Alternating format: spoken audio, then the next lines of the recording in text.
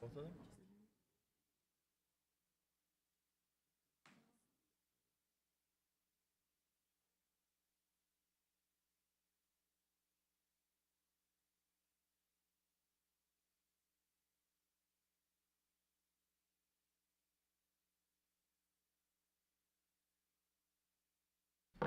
The special board meeting of the Socorro ISD Board of Trustees will come to order.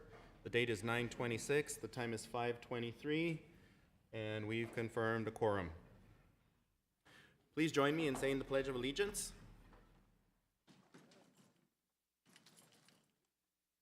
I pledge allegiance to the flag of the United States of America and to the republic for which it stands, one nation, under God, indivisible, with liberty and justice for all. Thank you.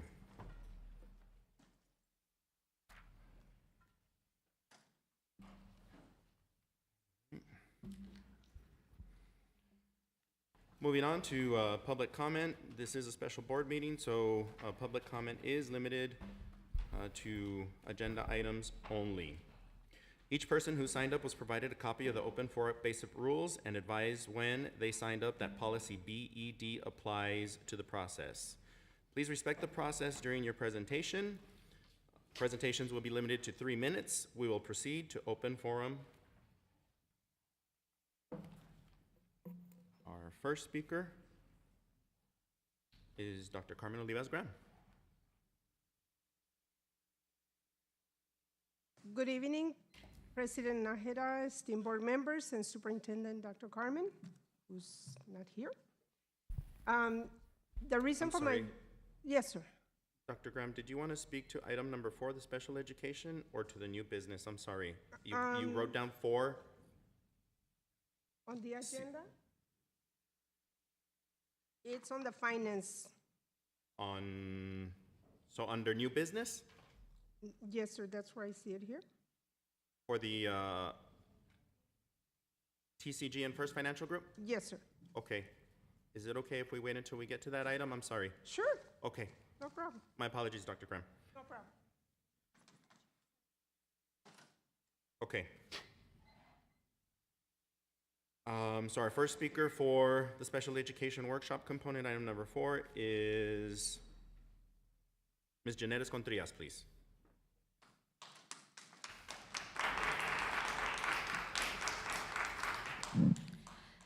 Good evening, Board President, Mr. Nájera, Superintendent, Dr. Carmen, and members of the board. I'm Jeanette Escontrillas, an educational diagnostician.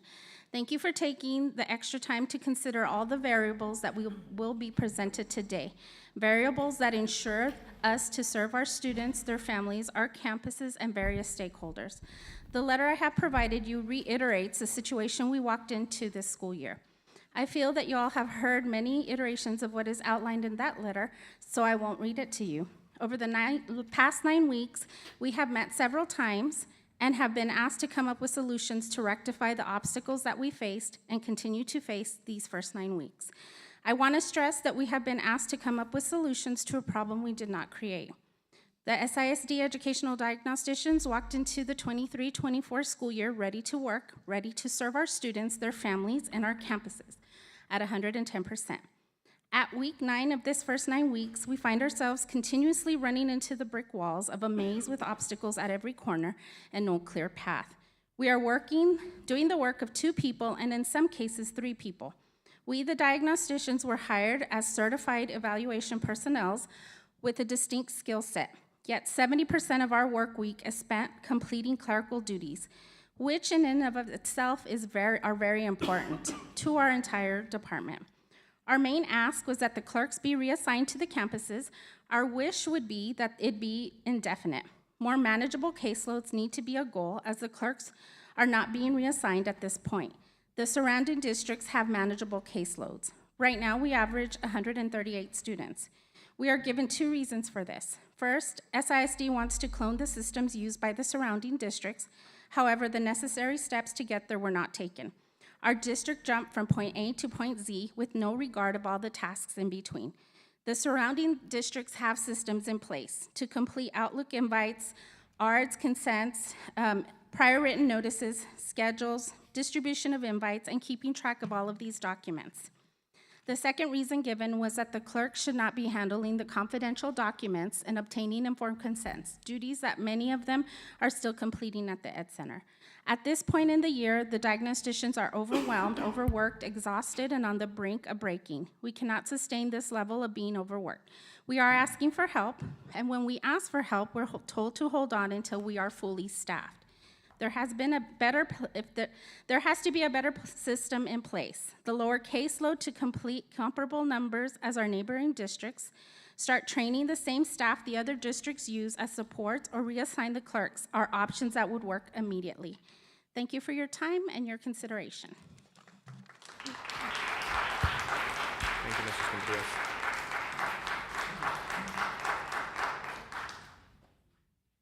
Okay, our next speaker, Mr. Alfredo Agüero, please.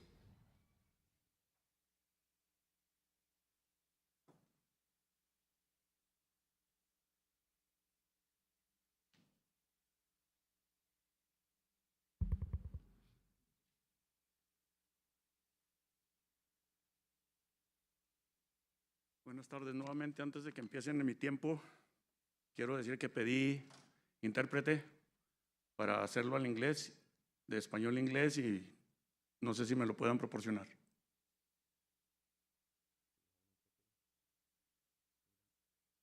No tenemos interpretador, señor. Creo que es una necesidad, lo necesitamos, porque habemos muchos que no podemos hablar inglés, necesitamos que lo traduzcan. Es una manera de pedirlo. Voy a tratar de hacer mi propia interpretación. Can I? To use the double time for making in Spanish and in English? Okay, as we did last time, same speech in Spanish as in English, because of your concern that it needs to be understood in both Spanish and English. So 3 minutes in 3 minutes. But if it does deviate, I am going to stop you, Mr. Agüero, okay? Okay, but I have to say again that it's not a favor. It's the law. To give me the time, double time, to make my translation in English and Spanish. It's by the law. As a matter of fact, it's on the Socorro Independent School Districts. These codes, I just taken from there. I don't supposed to ask. You guys supposed to give us that time without asking. It's all right. Thank you. La razón de estar aquí es porque nuevamente tengo problemas con el Departamento de Educación Especial referente a los talleres que se van a hacer. Me dieron unos volantes, ahorita le voy a dar copias de estos y la copia de las fechas que me dieron para los talleres que piensan elaborar. El volante en español o los volantes para invitar a los padres a estos talleres no tienen lugar donde se va a llevar a cabo, no tiene la dirección. En los otros no tienen los temas. Por esa razón, necesitamos empezar a trabajar de una manera que los padres de verdad se sientan que lo están ayudando. Esto para nosotros sería una tomada de pelo, que nomás les estén diciendo que van a hacer algo, pero como tratando de que no nos aparezcamos a estos talleres.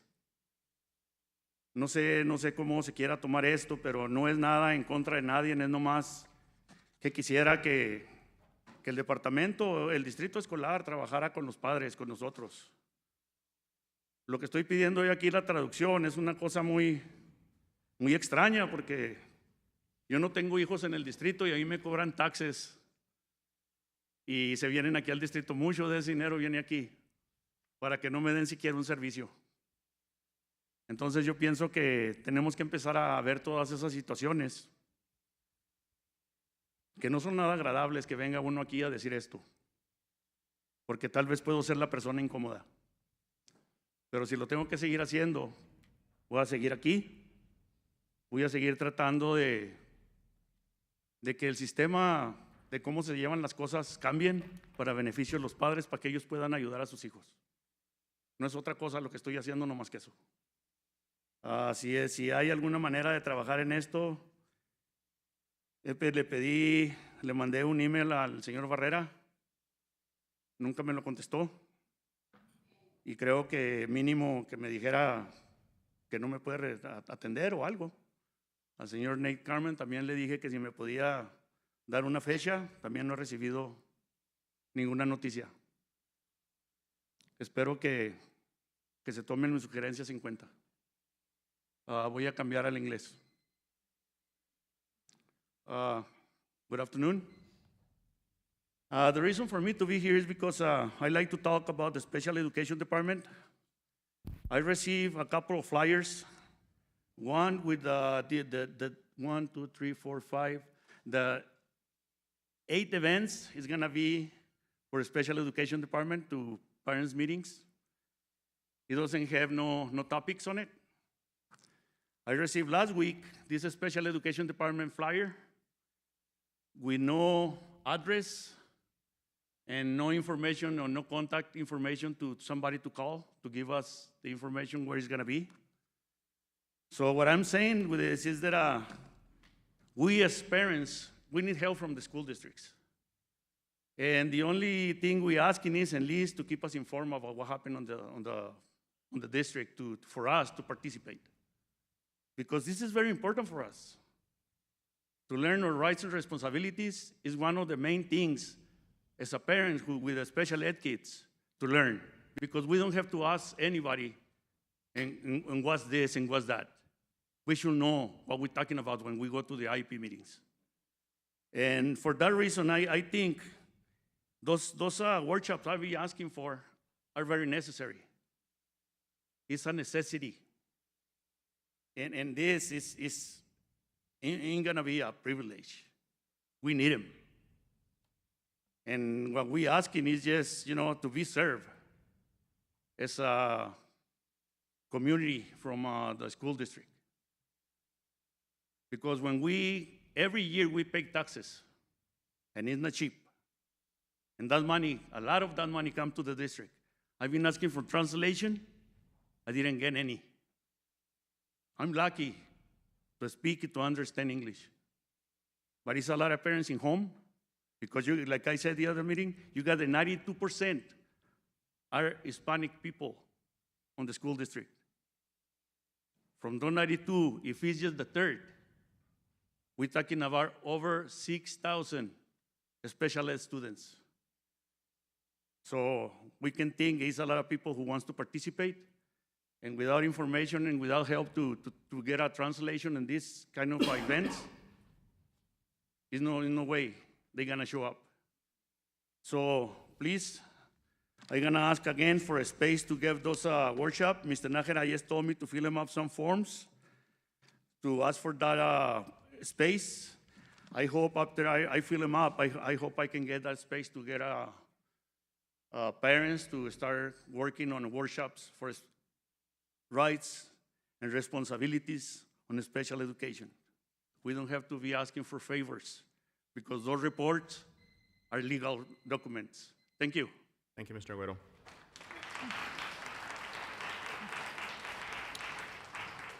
Our next speaker, Corey Song, please.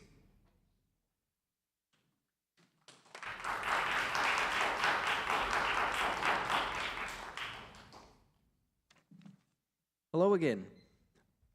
How do you build a brand of excellence for students and families? When SLPs met with Dr. Jansen and Ms. Borrego, Ms. Borrego failed to attend that meeting we held.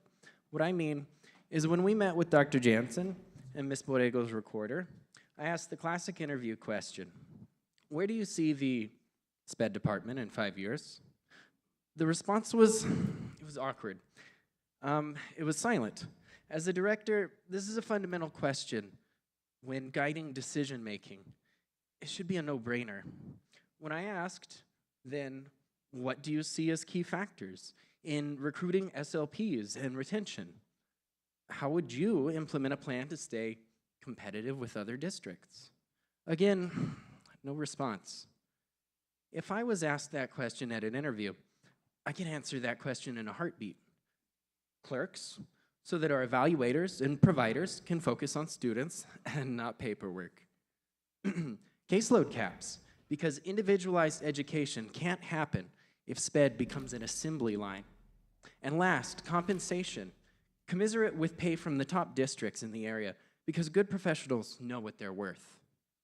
That's 3 C's: clerks, caps, compensation. So how do you build a brand of excellence for students and families? How do you make your district a place of endless opportunities? You build a brand of excellence for the professionals who will make that happen. You make your district a place that bright, talented professionals want to be and want to stay, and they will ensure the quality that draws families to your district. So how do we attract them, the SLPs, to Socorro? I can tell you in 3 words: clerks, caps, and compensation. Build it and they will come. But what happens if we take the cynical approach? Oh, it's not that easy. We can't make these things happen overnight. We don't have the money. Well, then, what happens when our campus professionals exhaust all avenues of improving themselves and their situation? What happens when our professionals are told they are to blame for their own situation? What happens when you have to end a toxic relationship? Reputations are built on the word of mouth carried by those who work and learn in our district. When employees leave our district out of frustration, everyone hears about it. Family, friends, their friends. Every week I hear from colleagues telling me, my friend, my cousin, my tia over in another district asked me, what's going on with Socorro? When are they going to fix their SPED clerk thing? Our communities are watching how we handle this. And so what happens when we don't fix this? Our professional brand tarnishes and everything else that follows. Where do you see the department in 5 years? We can either take the cynical path to answer this, or we can unite and build that brand that professionals want to see as a beacon of educational opportunity. 3 C's: clerks, caps, compensation. Thank you all.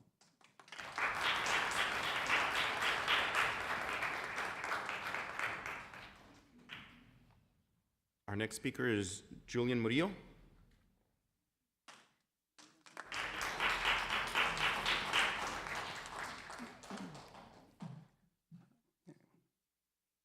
President Nájera, members of the board, Dr. Carmen. As SLPs, the majority of our time should be spent providing direct services to students. Treatments and evaluations are our ethical priorities. In addition to direct services, we also hold and attend ARDS, complete prep work for IEPs, monitor student progress, complete SHARS billing, pass out accommodations to teachers, and support teachers working with our students. Consistent clerical support is essential for SLPs at campuses to maintain compliance with state and federal guidelines, especially this year as we will be audited in summer 2024 for our SPED paperwork.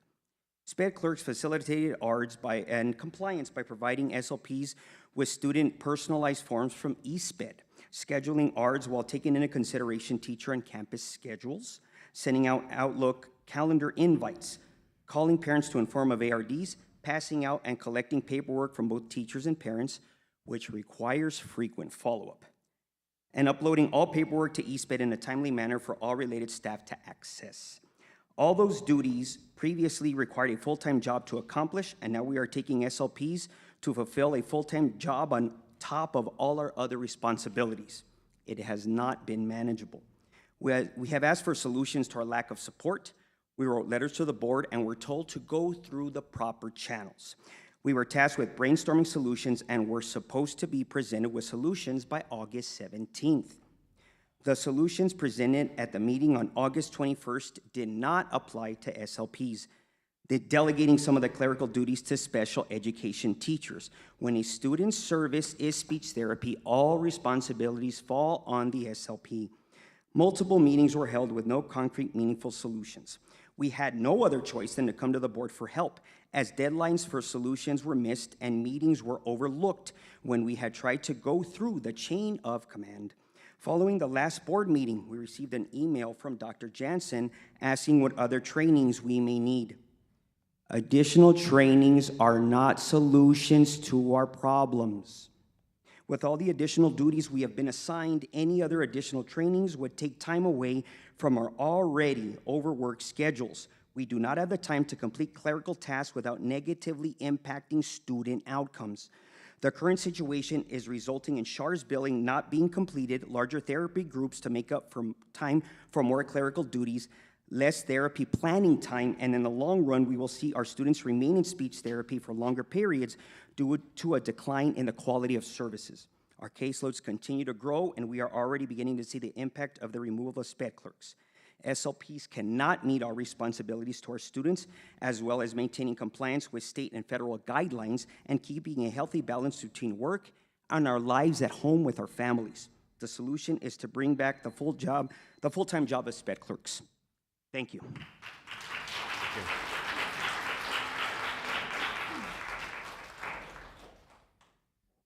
Our next speaker, Vanessa Arriola.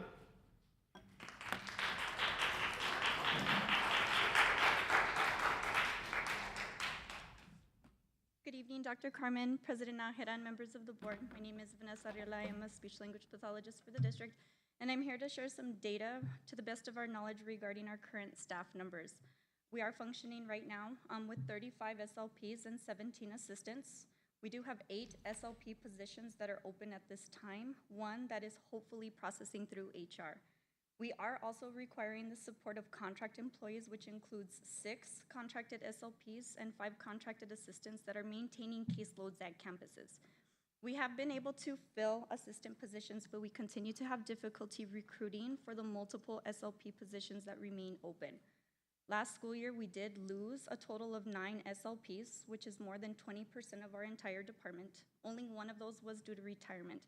So we are losing staff to other districts or other settings.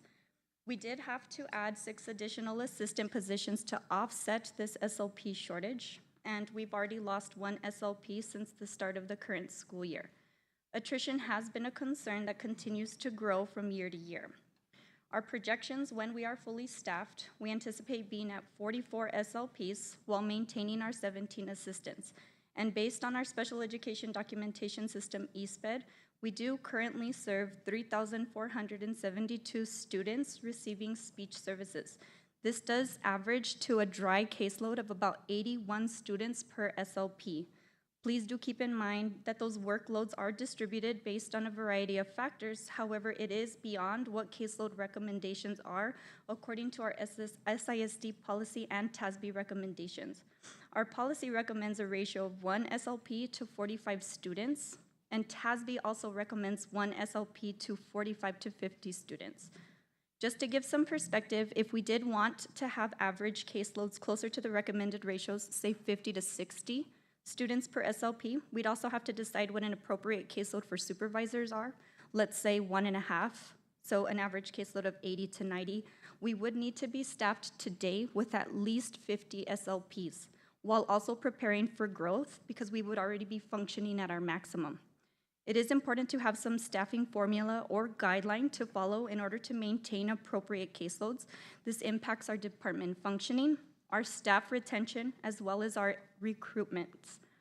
Please know that we do present this information from a place of concern for the future of our department and the students that we serve.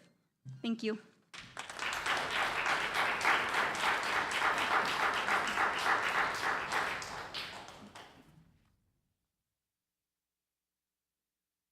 Our next speaker is Virginia Jimenez.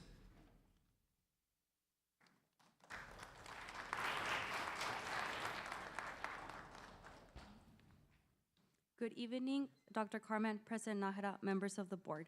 My name is Virginia Jimenez, and I am representing the special education teachers of SISD. Currently, many teachers are feeling overwhelmed, exhausted, and extremely stressed. In the month of September, the SPED department added a few more duties to our current overwhelming workload.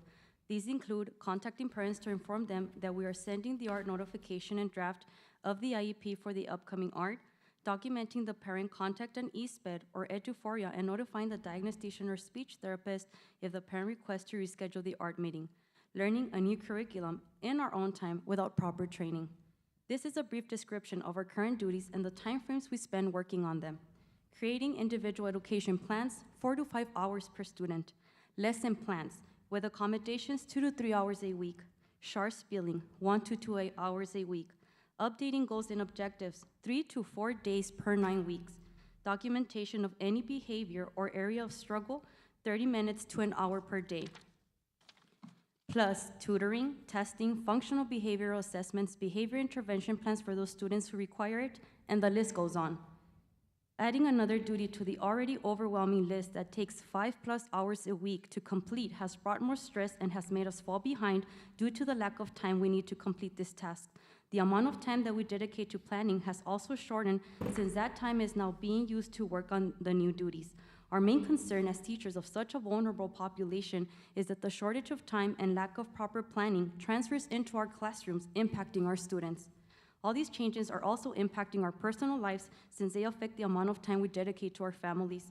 Our extra duties came due to the removal of the SPED clerks. This change has negatively impacted our diagnosticians, speech-language pathologists, and special education teachers. It is very heartbreaking to see our diagnosticians, speech-language pathologists, and special education teachers exhausted and extremely overwhelmed due to the overload of work. The atmosphere in our SPED work environments is not the same as it was just 2 years ago. The happiness and enthusiasm that many of us used to have has turned into unhappiness and discouragement. I have personally heard someone say, YISD is already doing this. So now, since YISD doesn't have SPED clerks and their teachers do the new duties mentioned, SISD will have to do it too? Have you all not considered that YISD is not even close to having the caseloads of students we have and that we are a growing district? Since when does SISD follow other districts? In many years of teaching, I always worked for an exemplary district, which was the leader of the districts, not a follower. When we no longer feel heard since there is no transparency in what is being done, our department is making changes from one day to the other with no prior notice. We ask you to please reconsider all these changes and bring SPED clerks back to alleviate the stress and heavy workloads. And can we please be SISD, the one that we used to be before and not what we have became? Thank you.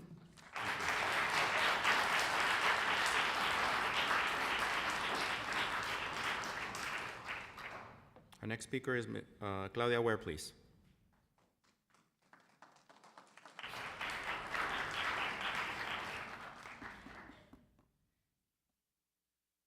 Good evening, President Nájera, members of the board, Dr. Carmen. My name is Claudia Ware, and I am representing the special education teachers of SISD. In the past year, many changes have been going on that have been impacting our special education units. These changes include implementation of bilingual education certification, closing and opening units that are short-staffed and with no teachers. Since units are without certified teachers, many students are not receiving the free, appropriate public education that they deserve. This impacts negatively on their individual education plans, where their goals and objectives are not properly being worked on and are not being met. Since there is no SPED teacher in the classroom, another SPED teacher is being assigned to help with that workload. Even though as teachers, we try our best, there is no way we truly know the student who is not our own. Creating goals and objectives for a student we don't truly know becomes very challenging, taking plenty of time from the rest of our work duties. Many of the current units being opened have paraprofessionals in charge taking the role of a certified teacher. It is extremely unfair for a paraprofessional to take a role with no teacher pay. Many units have been opened and placed in different schools where there's not enough room. Units that require space for equipment, therapies, structure, and learning lessons for kids with behaviors have been placed in extremely tight-spaced classrooms. Not having classrooms with proper working conditions for students with special needs easily creates an unsafe environment that is prone to accidents. I am asking you to please consider the situation and find ways to retain SPED teachers in our district. Many teachers are extremely unhappy and discouraged. We are not filling our SPED positions, as we can see with our 33 open SPED positions at this moment. Thank you.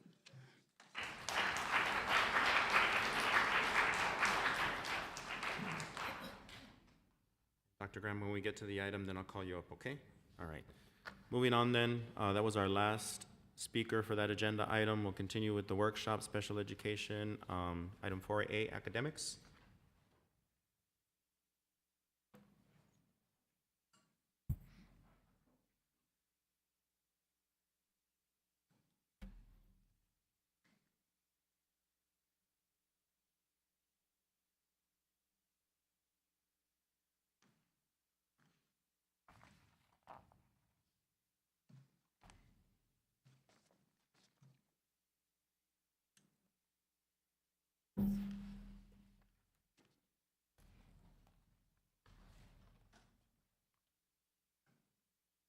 Good evening, President Nájera, members of the board, and Dr. Carmen.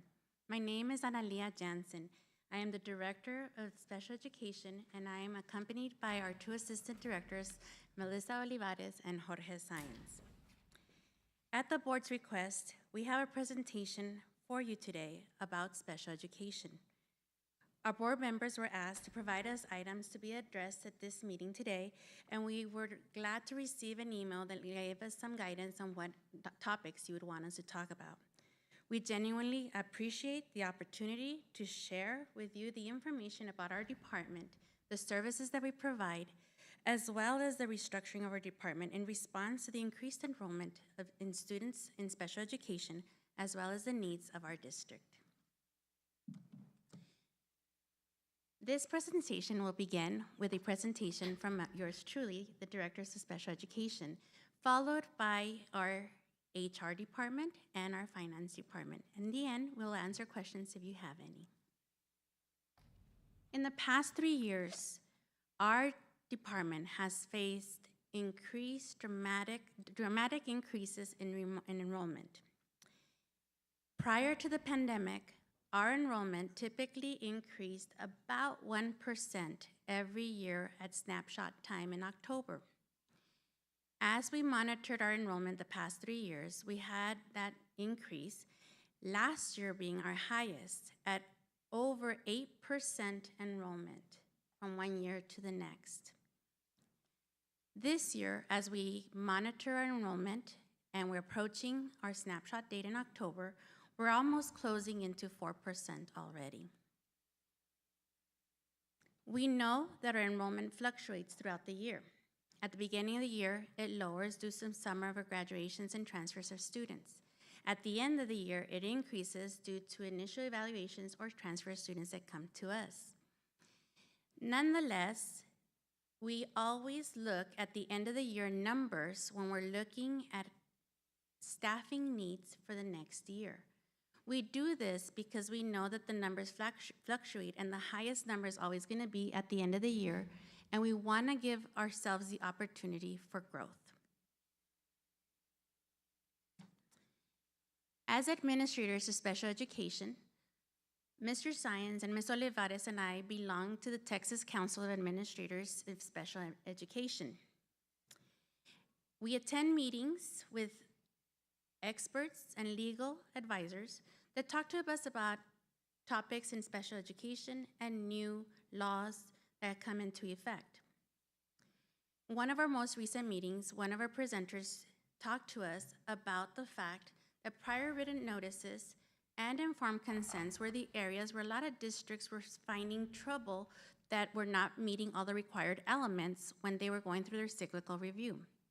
And one of the things that they stated was that if we had a district where clerks were completing these documents, that was not the best practice. We talked to Jose Martin, our attorney, who also said this was not the best practice. He also said that in his work, we are the only district that he works with that has special education clerks.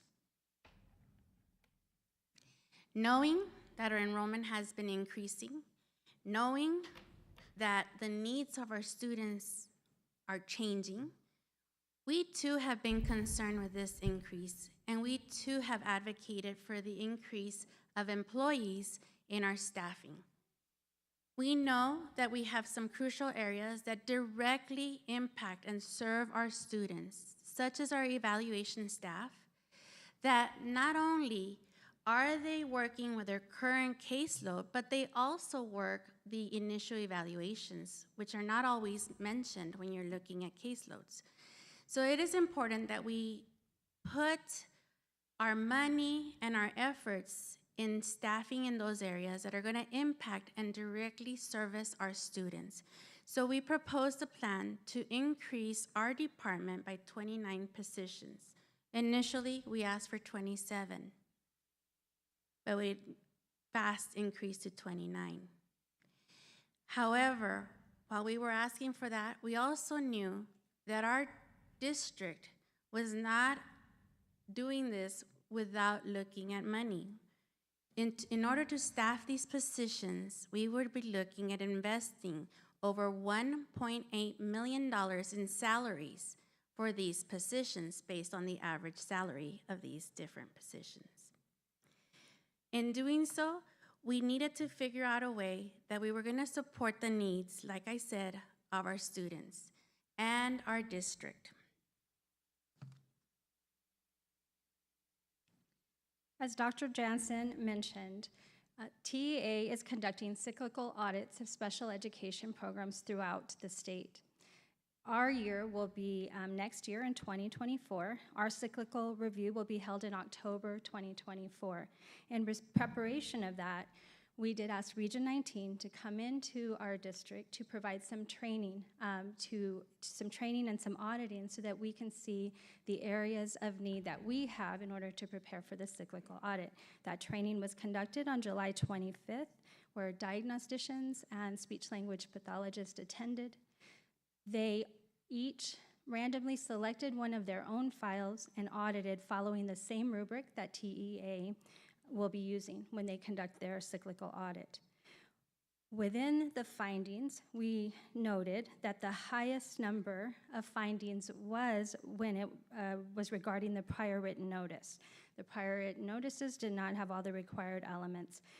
We provide prior written notices to parents many times throughout the process. Prior written notices could include the invitation to the ARD, which we call the ARD notice. They could include the notice of evaluation when we obtain consent for evaluations. And in addition, we also provide notice before we implement any services. So speaking of informed consent, TEA published a quick guide for informed consent that they recently revised this August. In that document, they do reference, the legal references are to the legal framework that we follow.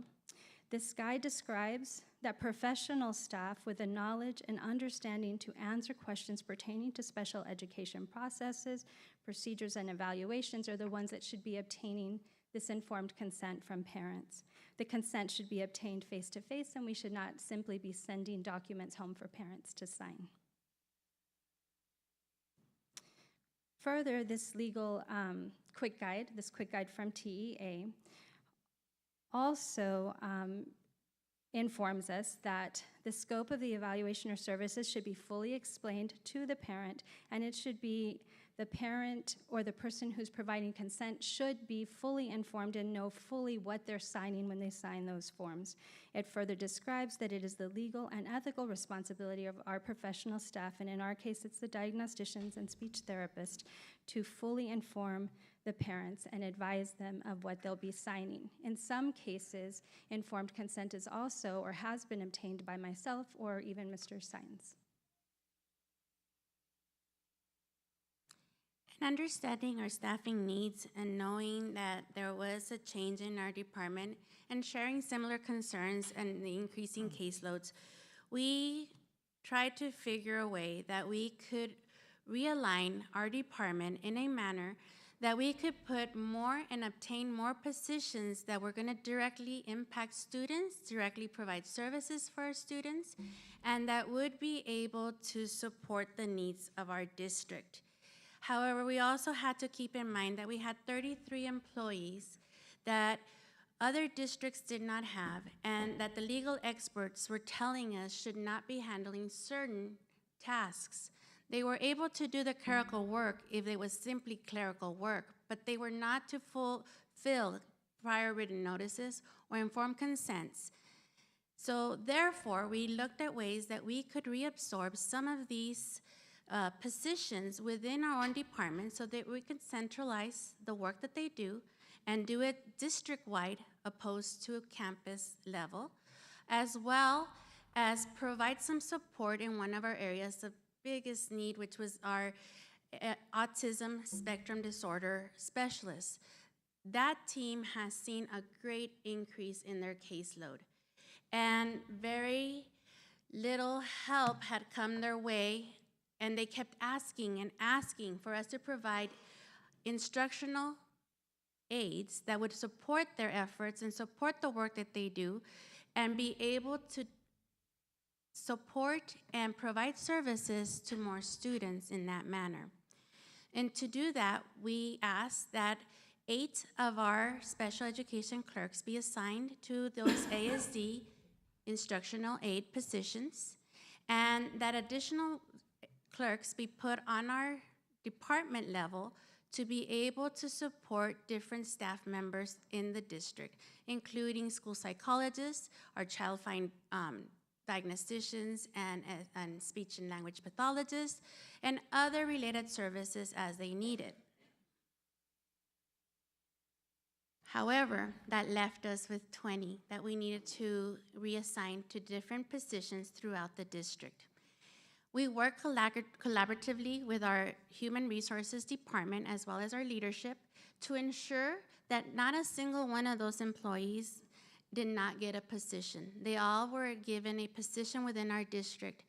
They were held harmless of their pay grade as well as their number of days. And not only were they held harmless for 1 year, but they were held harmless for as long as they hold the position that they were reassigned into. Okay, so in the next part, I'm going to go ahead and talk about the changes in the caseload. So you do have the information in front of you so that you know of all the different positions that are being impacted. And real quickly, before I start going over any of the information, we tend to talk in acronyms in special education, so I do want to make sure that you all are aware of what some of these titles mean. So on the third row down, where it begins with the occupational therapist, where it says occupational therapist and CODAs, those are certified occupational therapy assistants.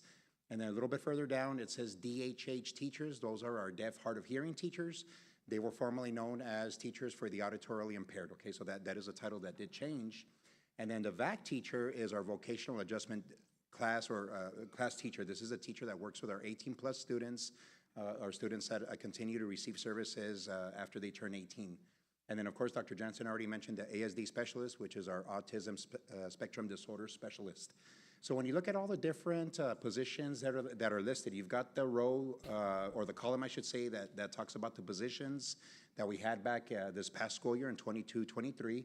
So for example, the diagnosticians, we had 42, the speech language pathologists and the assistants, we had 54.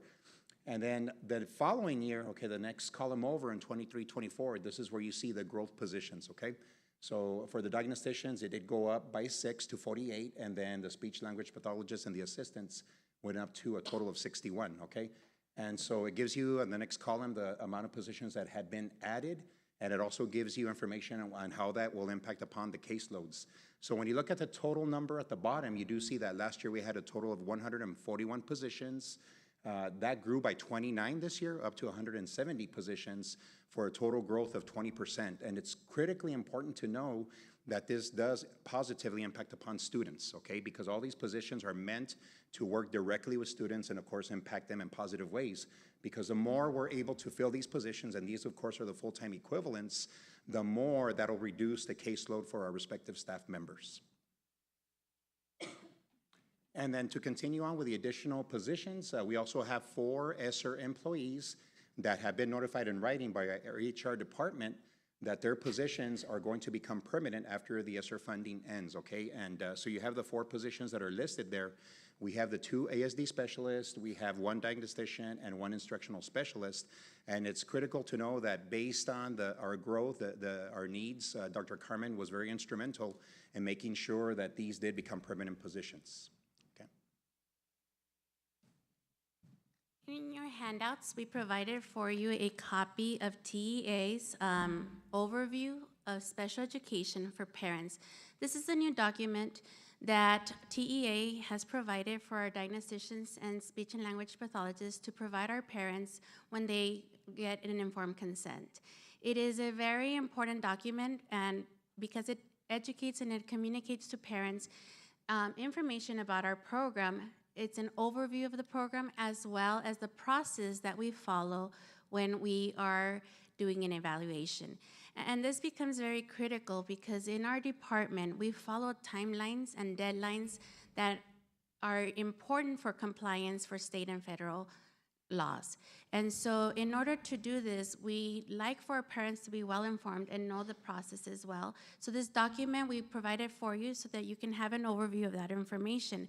But in a nutshell, when a parent or the school provides a referral or a request of a special education evaluation, our staff has 15 school days to obtain consent from that parent. Once consent is obtained, our staff has 45 school days to complete the evaluation based on the disability that is being suspected by the parent or the school.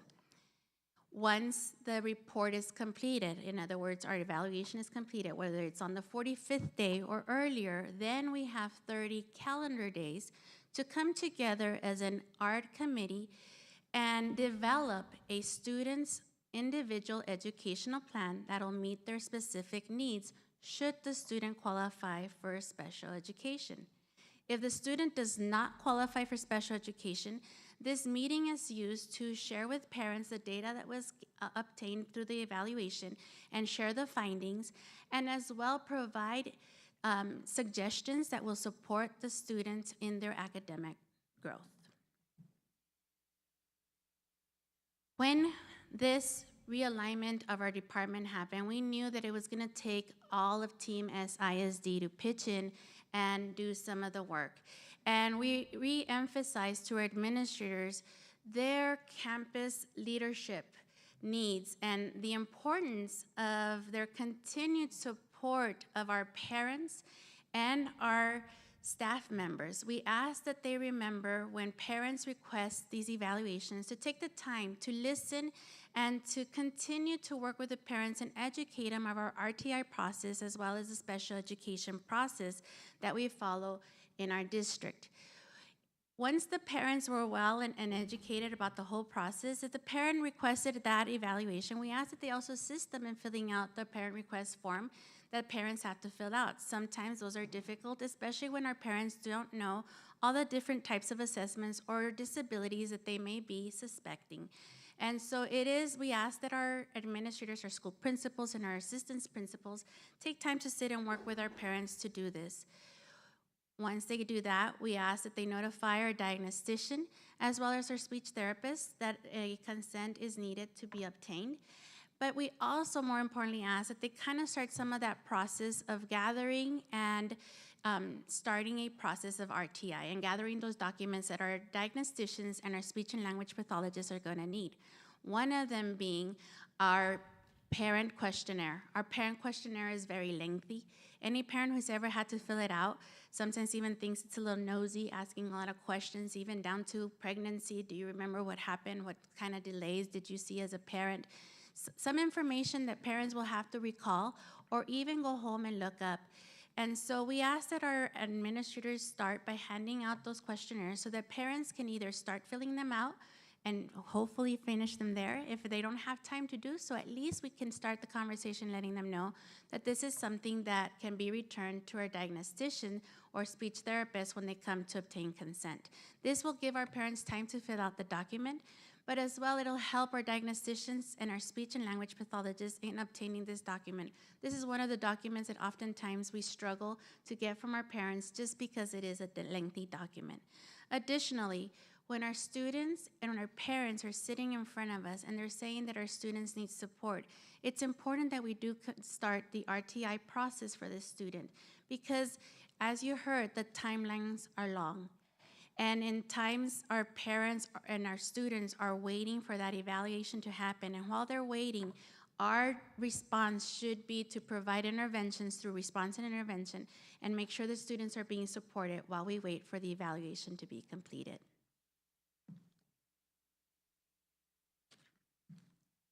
So as Dr. Jensen mentioned, once we receive a request from a parent to conduct an evaluation, we do have 15 school days from receiving that notification to provide informed consent documents to the parent.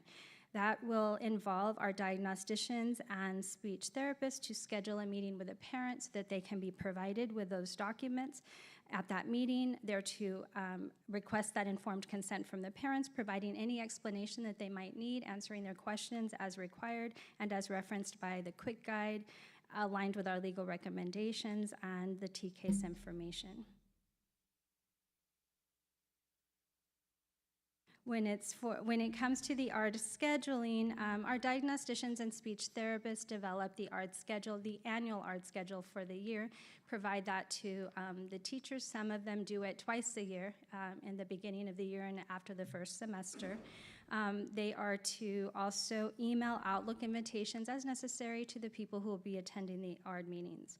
Now, teachers who are the case managers of the students, they will be asked to send the notices home. The diagnosticians and speech therapists will be the ones to provide the documents, ensuring that all of the elements are included in there, and then teachers will be asked to send those home.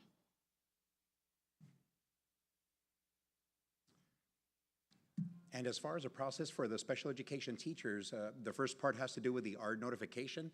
And so basically that part or that portion of this process is where the special ed teachers do contact the parents to inform them that they're going to be sending them the ARD notification, otherwise known as the ARD notice, along with a draft of the IEP for that upcoming ARD. Okay, so that's the first part of that process.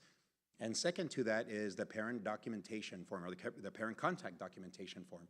And so on this part, the special ed teachers document that parental contact on either an eSped, our online software program, or Eduphoria. And if the parents are not able to attend for that particular date and time that the ARD meeting was scheduled for, then they are to inform the diagnosticians and the speech therapists that those meetings are going to be rescheduled. And as far as clerical support, we do have 6 clerical staff that have been assigned by the SPED department to support all the different feeder patterns. And the responsibilities for these clerical staff are to go out to the campuses and collect items from the diagnosticians, from the speech therapists for archiving. They collect these documents, they then bring them back to the offices, and then they archive those documents.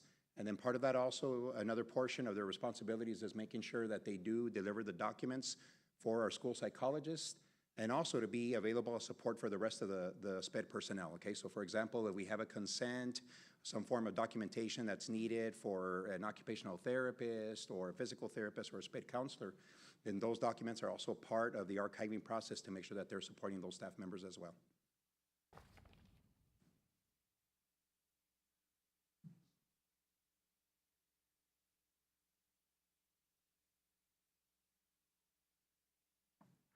If you'll notice in your packet, we've also provided you with another handout. It's handout 2. This is in response to being asked if we could provide for the board the times that we trained special education clerks prior to them being reassigned. The training that you'll see in there covered their job duties as well as some documentation training. In some cases, the information was repeated at different meetings because of the high importance of those topics. We did try to have at least 2 to 3 meetings per year.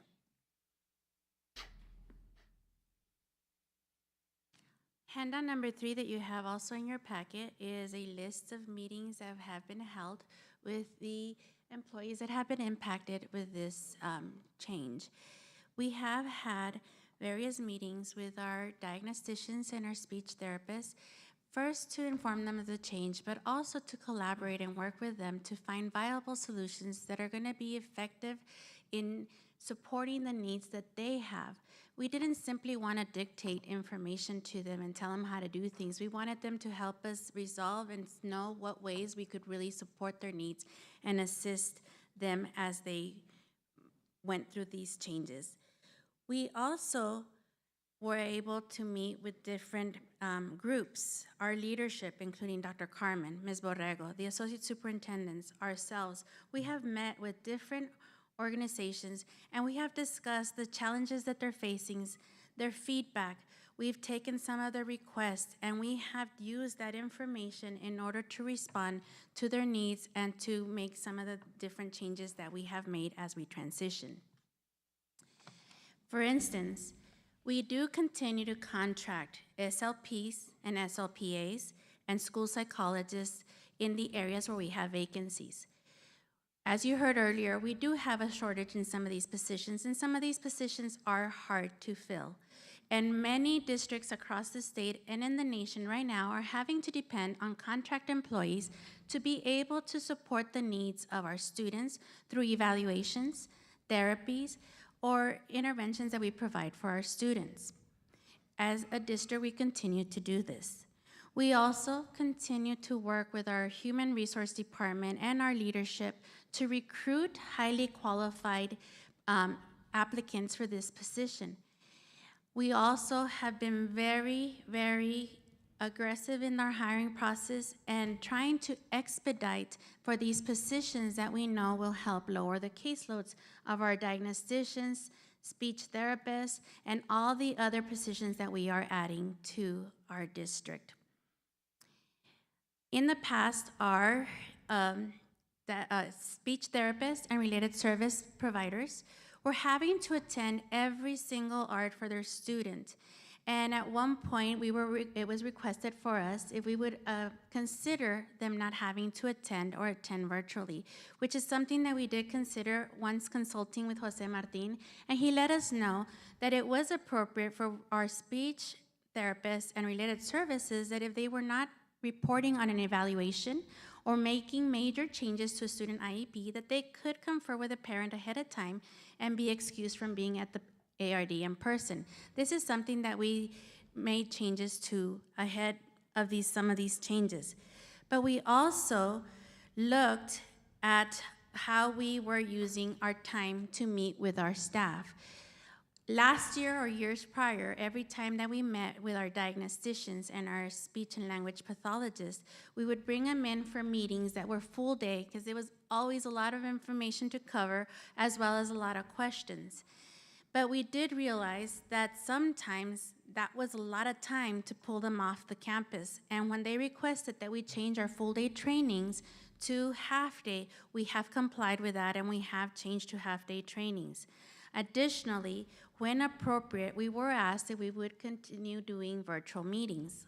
Although many of us prefer to meet face-to-face, we do know that sometimes meeting virtually expedites time. It helps us not lose that travel time that we lose to get to different locations. In one of our meetings, our diagnosticians and our speech and language pathologists also requested that we consider bringing back lead diagnosticians and lead speech therapists, which we did, and we brought forth and have brought to the board to vote on those two positions so that we can put those positions there in place to support the needs and to be able to help them with the integration of new learning, new trainings, and even when our staff falls ill or we need someone to cover ARDs, these positions will help us cover those absences.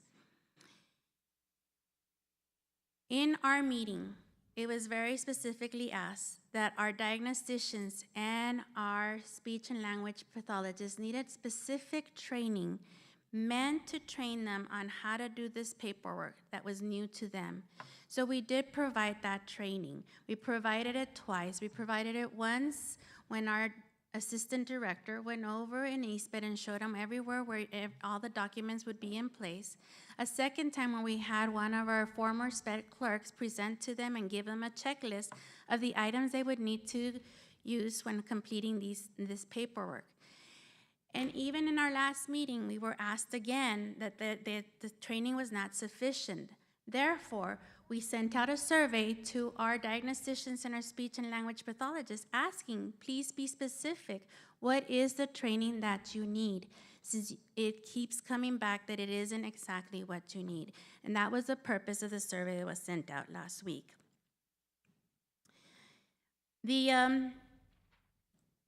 One of the most laborious tasks that our diagnosticians and our speech and language pathologists shared with us was the archiving. The archiving is having to scan the documents and then have to upload them into ESPED, which is something that we agreed and we assigned the clerks at the district level to still continue to be able to provide this clerical support. That is simply a clerical task of taking something, scanning it, and uploading it into ESPED. And so we were able to continue to do that. Initially, we considered, would it work if you guys come and drop off the items here at the DSC? But in lieu of time and knowing that our staff needed to focus on what was important, we formulated a plan where our clerks are visiting the specific campuses within their feeder pattern to pick up the documents and bring them back to archive here. Another area that they asked us to consider was a way that we were using a technology-based assessment tool. Many districts are using Q Interactive. It's not something that we have used in our district yet, but we have we're in the process of purchasing iPads so that we can have a pilot group that can show us the benefits of this assessment. From what we see, it could expedite and shorten the amount of time that it takes for an assessment to be completed and scored. And so we are looking to complete this task. And additionally, I gotta reiterate, when we started, I said we started with 27 positions that quickly changed into 29. And that was because as we started seeing the numbers and the enrollment, Dr. Carmen was very responsive and added the 2 additional SLPs. At one point, we did consider, would it be best to do another set of assistants, because assistants are easier to hire, but we knew that that was not the answer or the solution, because our assistants can provide therapy, but they cannot do the artwork or the paperwork. So we knew that we needed to positively impact our numbers. Additionally, it was something that our speech and language pathologists were asking for. They said, please increase the number in our therapist numbers. And so that's where we asked for those positions. Additionally, I think that it was very mindful that we considered that those 4 ESER positions that we would lose at the end of our ESER contract would set us back a little bit in those areas. And so knowing that, we have provided those employees with those letters guaranteeing that their ESER position will be converted to a district-funded position by the end of their ESER contract. We know that change is not easy. We know that restructuring and realigning is not always easy. And we understand that there are obstacles and challenges that are come our way. But we stay dedicated to work with our employees, to hear them, to listen, and to work collaboratively to find solutions. We know that it's going to take all of us, but we also know that we're a very strong team that is committed to excellence and that will continue to do what's right for kids, and we will continue to serve and meet the needs of our district. With this, I'm going to turn it over to Dr. Gonzalez.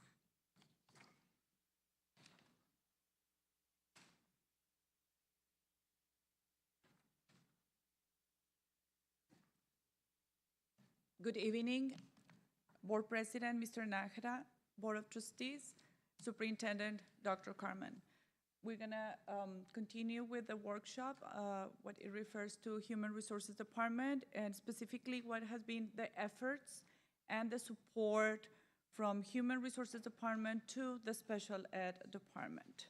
And I'm Angela Gonzalez, Chief Human Resources Officer. Hi, good evening, President Nájera, Dr. Carmen, members of the board. I'm Selena Stiles, Director of Human Resources for Support Personnel.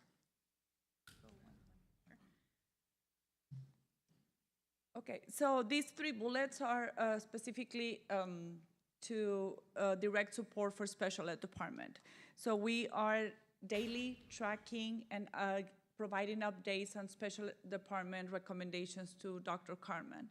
And in doing that daily tracking, we're giving priority to the onboarding and HR department.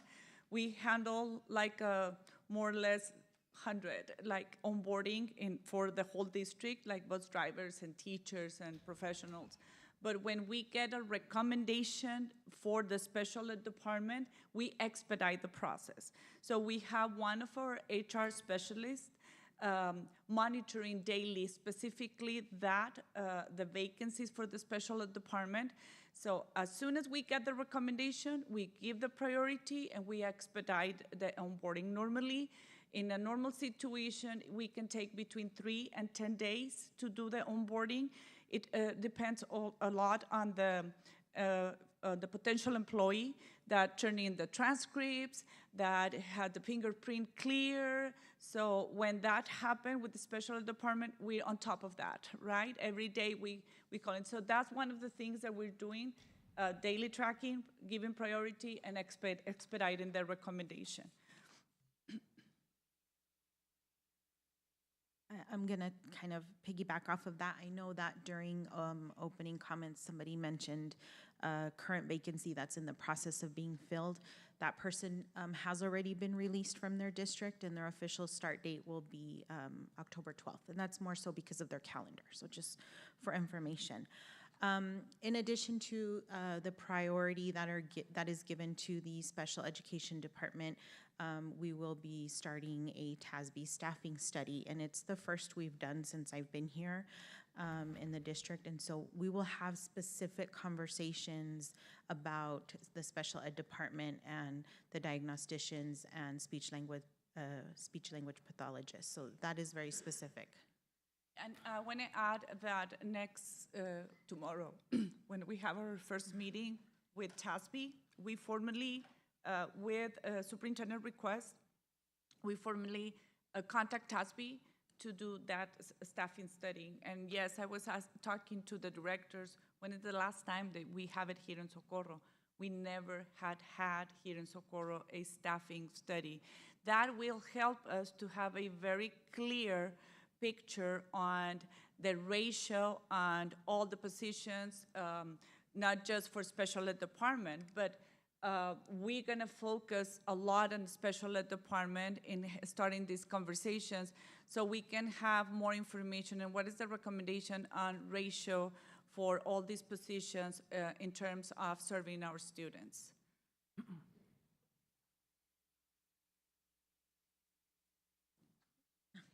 Okay, so another thing also that we talk in cabinet and we are excited about, how can we help our own people also to get certifications or be ready to continue working in Socorro in a different capacity and getting a license as a specialist or diagnostician, a speech language pathologist. We know that there's a lack of people certified. So how can we do something here in Socorro ISD? So, well, let's put together a grow your own plan, right? So we're going to start that conversation with the special ed department soon. It's already scheduled, and explore the universities around, the programs that exist, so we can provide those opportunities to our own employees that are willing to invest the time, and possibly with the approval and recommendation from Dr. Carmen to give some financial support and paying for those classes or those certifications, and with to having in-house growing. So we're excited about that. We're exploring all those programs, and this week we're starting those meetings with special ed department as well. You want to add something there? Just in addition, we continue to attend all possible job fairs, not just UTEP, but we'll go to any job fair, because a lot of times we might find SLPs and DIAGs that are not necessarily in the educational field, but maybe looking to come into that. So we do attend those to make the best recruitment offers that we can as well. Yes, another topic that we're going to address is we want to explain very quick what is our general process to put together a job description. So first, we work in collaboration with different parts, like the person that is requesting a supervisor, right? But very, very important, we use TASB library to do that. Why? As a database, they have the database and they have the base format for specific job descriptions, because they already did the research on what is with the requirements, the certifications. So we take that as a base, and we don't want to touch what is mandatory, right? Or best practice, including what is the best practice to keep in that job description, and then have conversations with the person that is requesting that. What is the need? What do you want to add? And then present that to Dr. Carmen, and also if it's a new position, be ready to present it also to the board. So that's basically very easy and quick to explain how HR put together job descriptions. It's not out of the blue, it's not a wishing list, or it's not what we feel, right? It has to be research-based and what is TASB. And we also explore other districts around with the same positions and see how they are putting and deleting. So we invest time and put together something. And just to kind of touch base, I know Dr. Jansen and her team did as well, but specifically in reference to the two positions that were brought to the regular board meeting, the lead diagnostician and the lead speech-language pathologist, my understanding, the purpose of these positions were to provide direct support to those groups of employees, offer planning and guidance in addition to that. So another thing that we want to cover, because it was part also about some of the requests from last board meeting, is the travel stipend for instructional aid, also that the special ed department present. And basically it's just to give them the mileage stipend. I like to say better mileage stipend of travel, because it's not for traveling, it's mileage. Because this group of people specifically is using their car and their gas to go to other schools and serve students or support a special ed department. So at this point, that concludes our portion of the presentation. We're going to turn it over to Ms. Bettis.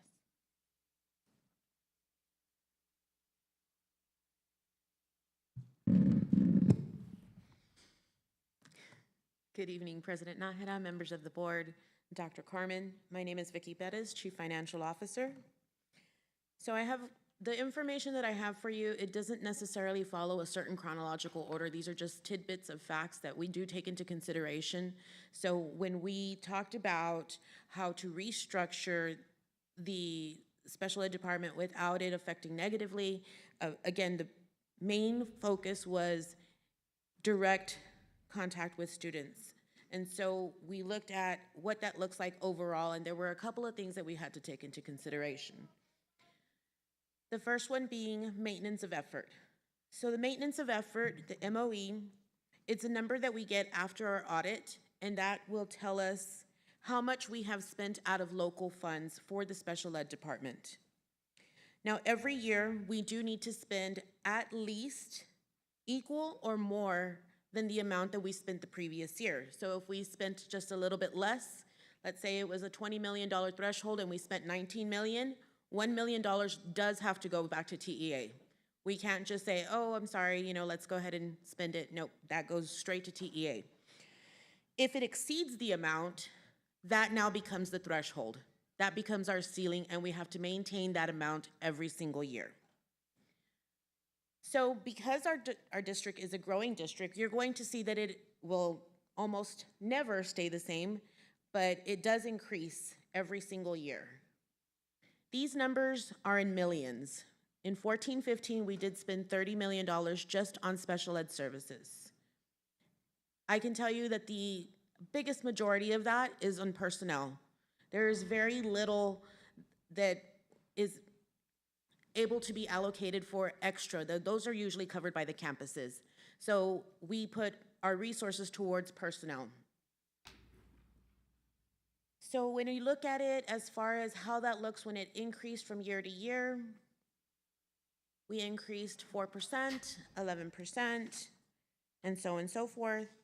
The last number that you see, that 56.4, that is not how much we spent, that is how much we have budgeted for for this past year. So that is not a true representation because we haven't finished our audit at this point. So the biggest hike we had was in the previous year, of 19%. So when I look at that, I want to see, okay, how does that compare to what we're servicing? So this is a comparison of how many students we are servicing from year to year compared to how much we are spending. And so it shouldn't be a natural line that connects how much we're spending with how much we're serving. And so you can see in 18-19, we did have more students, so we met the needs, increased our staffing, increased our funding, excuse me. COVID happened, and now we are increasing our spending again. So when we think about what that looks like if we go back to the original structure as far as adding additional staff, that means that that number will be increased by an even higher number. And so that will also be our new threshold.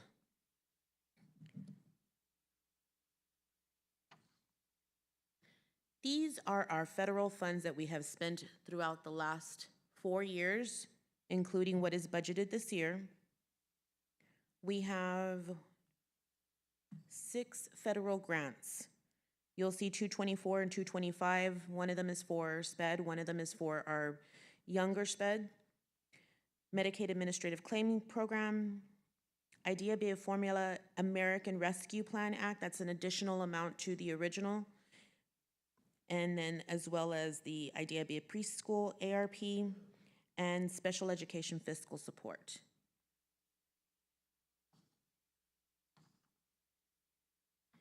These are the amounts that we have spent with our ESSER funds. And as you know, this ESSER does end on September 30th. They're speaking about rolling over the funds, but after that, there will not be any more ESSER funds. So in total, between the federal funds that we have spent over the last 4 years and the ESSER funds, we have spent $57.8 million.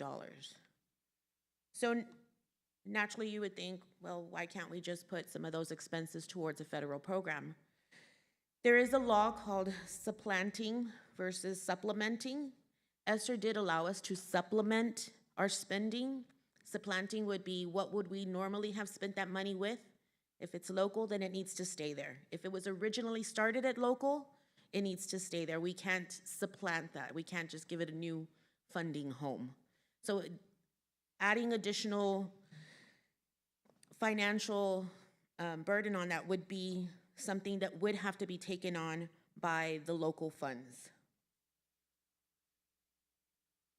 So the ESSER, as I said, that one we will have a cliff that we have to address because there is not going to be any additional funds. Those will have to be absorbed, if not reduced, into local funds. So let's talk about some of the funding issues, and I can tell you that most of these are coming from legislation. Our current state funding is $21.8 million. Our current budget is $56.4 million. So that means a huge amount of our special ed program is coming out of our local funds. We have had increased safety mandates, and unfortunately those have been tacked on with vouchers, and so that becomes a little bit more of a political issue in the legislative session. So because it was tacked on, it wasn't approved, now we're into special sessions, and as of right now, we have received little to very minimal amount of additional funding. So we will have to get that additional funding that could go towards SPED, will now go towards safety. It's just it's kind of a puzzle, trying to find the right places for all of the mandates. And then lastly, we have seen an overall decrease in enrollment, and I know that this is very early in the year, but compare last year, this time, to today, we do have a decrease of 400 students. That is overall, not to say 400 SPED students, this is just overall. So that does mean that the overall ratio of our state funding does decrease as well.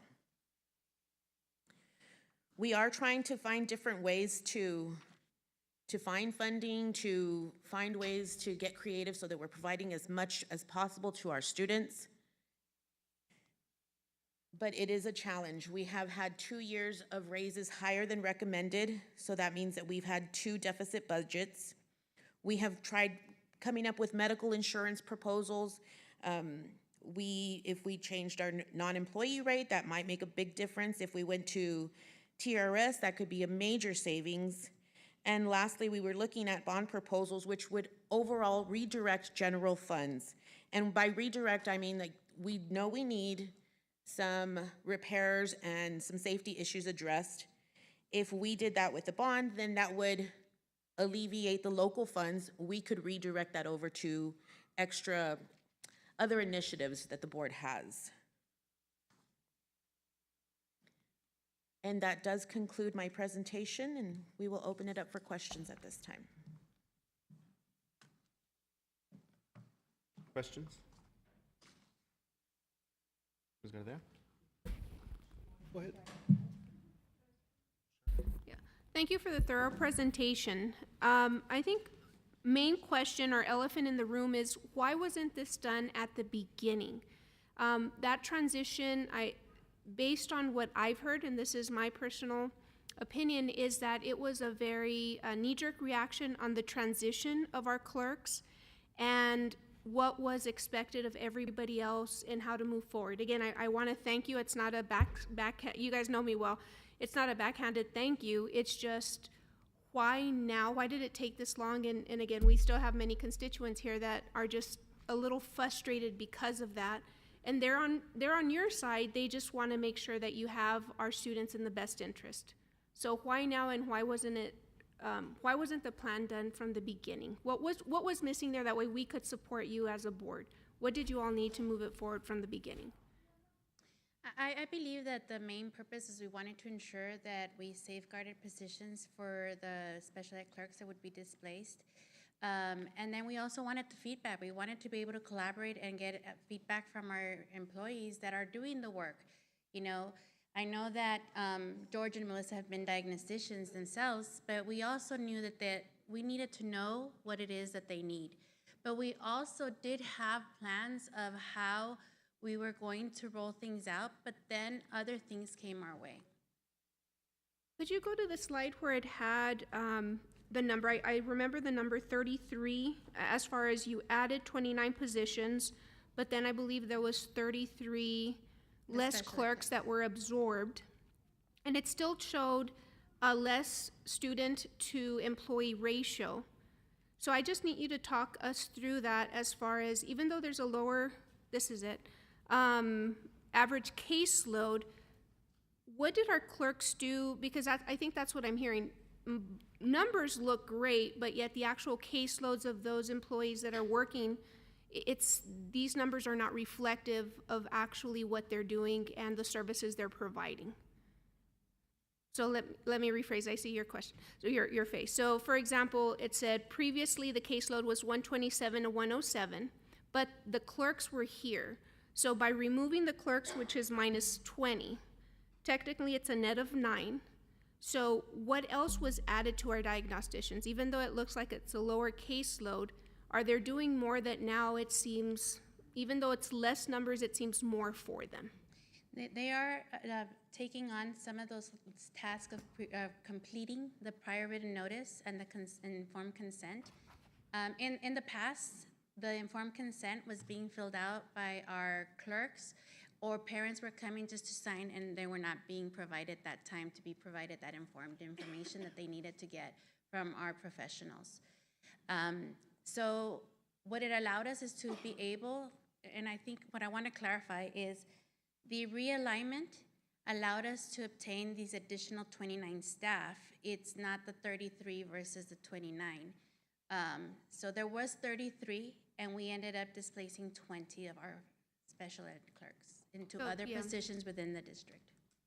So it's still plus 29 minus 20, so it's just a net of plus 9.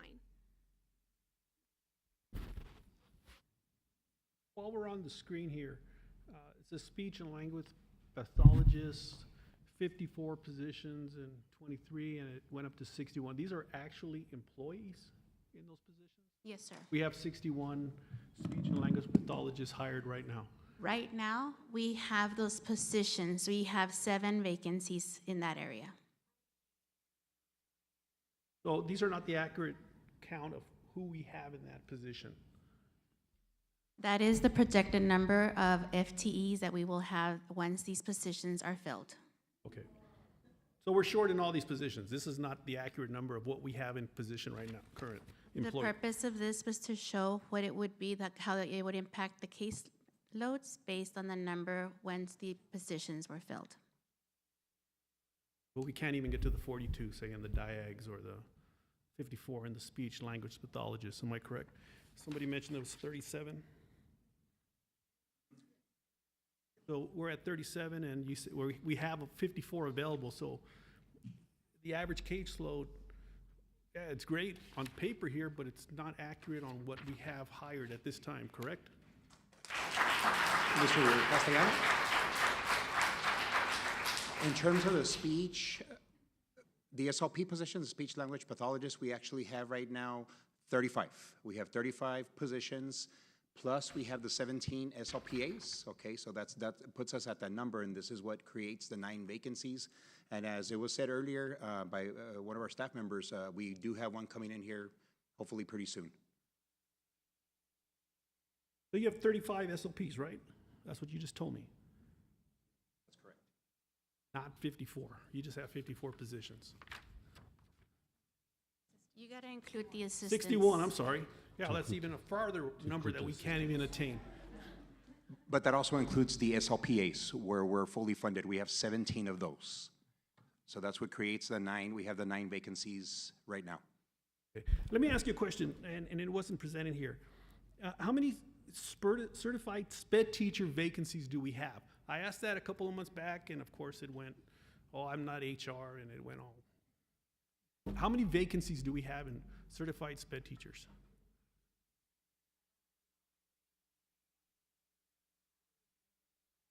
Yes, I believe Claudia mentioned there was 33 openings in SPED teachers, certified SPED teachers. Is that correct? Yeah, we can get that number. Now, while we're on that, can you tell me about contact hours? What are those?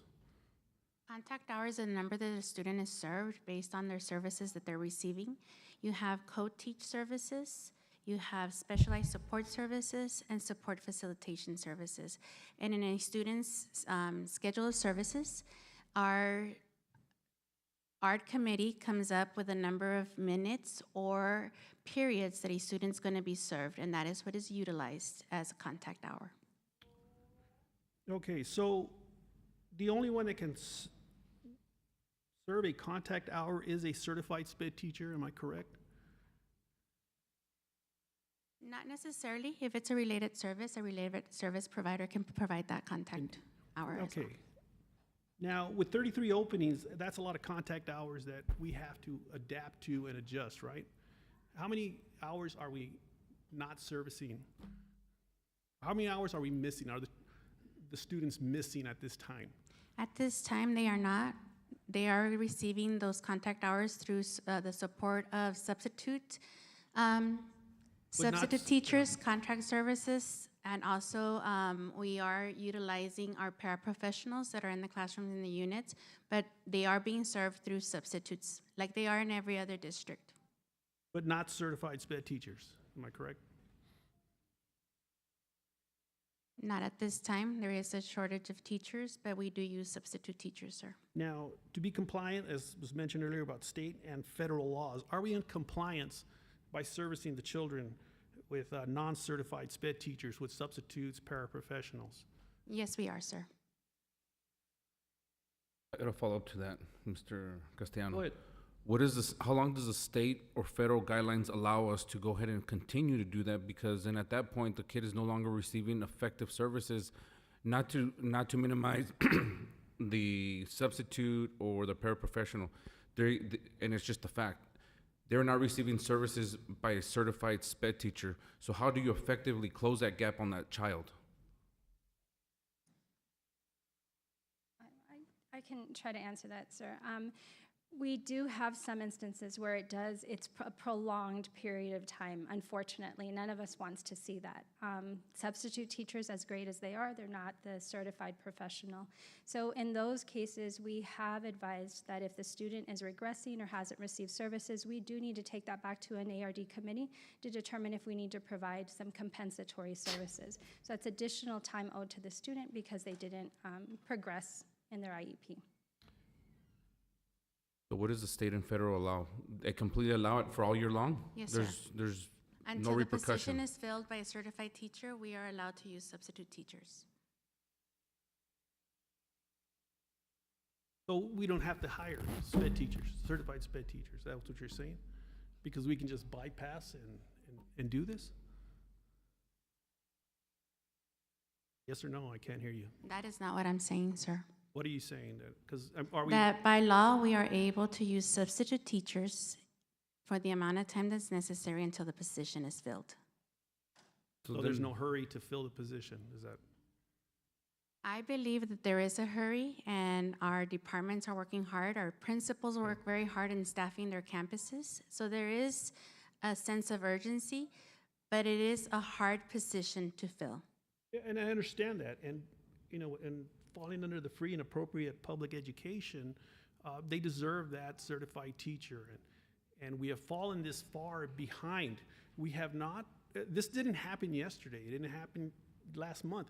This was building for a period of time, and now we're over here down 33 SPED teachers, down instructional aides, clerks, and you asked your employees for a solution to the problem.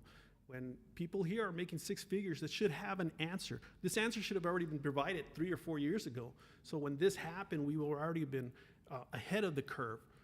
You know, when do we start encroaching on the child's civil rights for a fair and appropriate education? We're not there.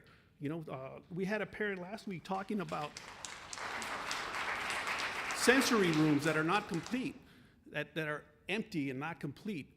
Are we just doing a disservice to our special ed population? That is my concern. We're talking big numbers here. Let's hire this, hire that. We're going to have the vacancies. People have left the district, but how do we fill that void right now? These children just keep getting older and older and don't get the service. We are a school district that should provide the best for the children. That's what we're all about. But it doesn't seem like we're there. We can mix the numbers and make it look good, but we're missing the whole point here. We're missing the boat. It's completely. So when I look at this chart, I'm gonna say it's half right, half wrong, because these are the numbers what it would look like if these positions were filled. But with the component that's missing, it's still the vacancies, so that we can and the public can actually see what the actual right now live caseload is. So, in my opinion, I feel like we're deceiving not only our own employees, but also the public, because there is a vast amount of vacancies that don't actually reflect this prior and after average caseload, because that's not accurate. It's actually higher, and I don't know, but from my experience and knowledge, I'm willing to kind of bet that it is probably, even though we have more positions, that prior caseload, even with the employees that we have, is probably higher still than that number that you guys are showing at the prior. So I'll use the diags right now. If it was completely filled, their caseload would be at 107. Previously, it was at 127. I'm willing to still bet that their caseload on those diags are probably still 127 or maybe even higher.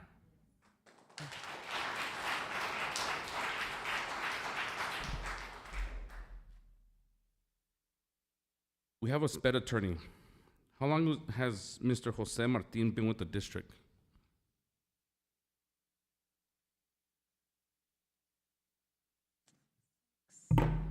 At least 8 years that I can recall. Okay, so about 8 years. And he's barely recommending that we remove the SPED clerks all of a sudden.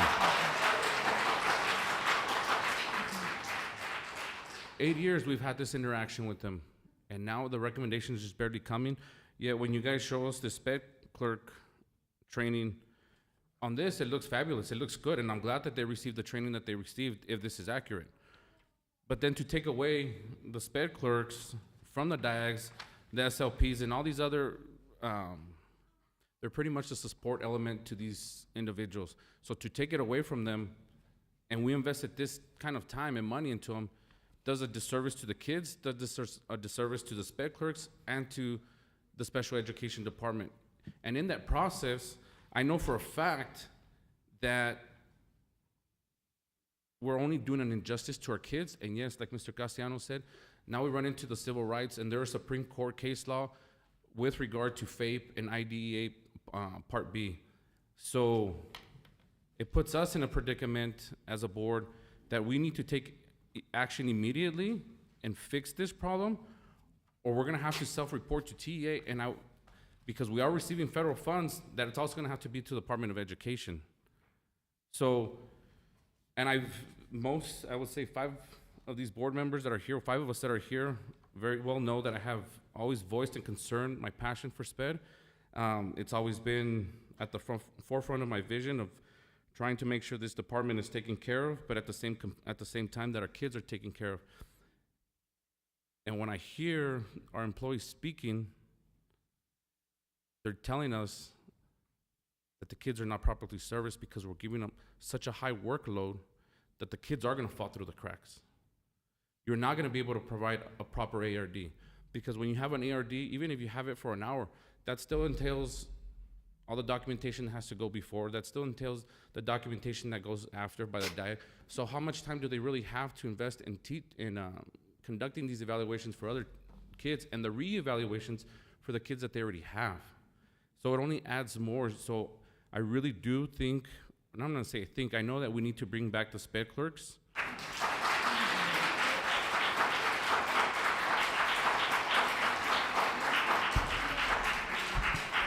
But at the same time, keep these numbers to make them effective and make the students effective and close that gap much more sooner.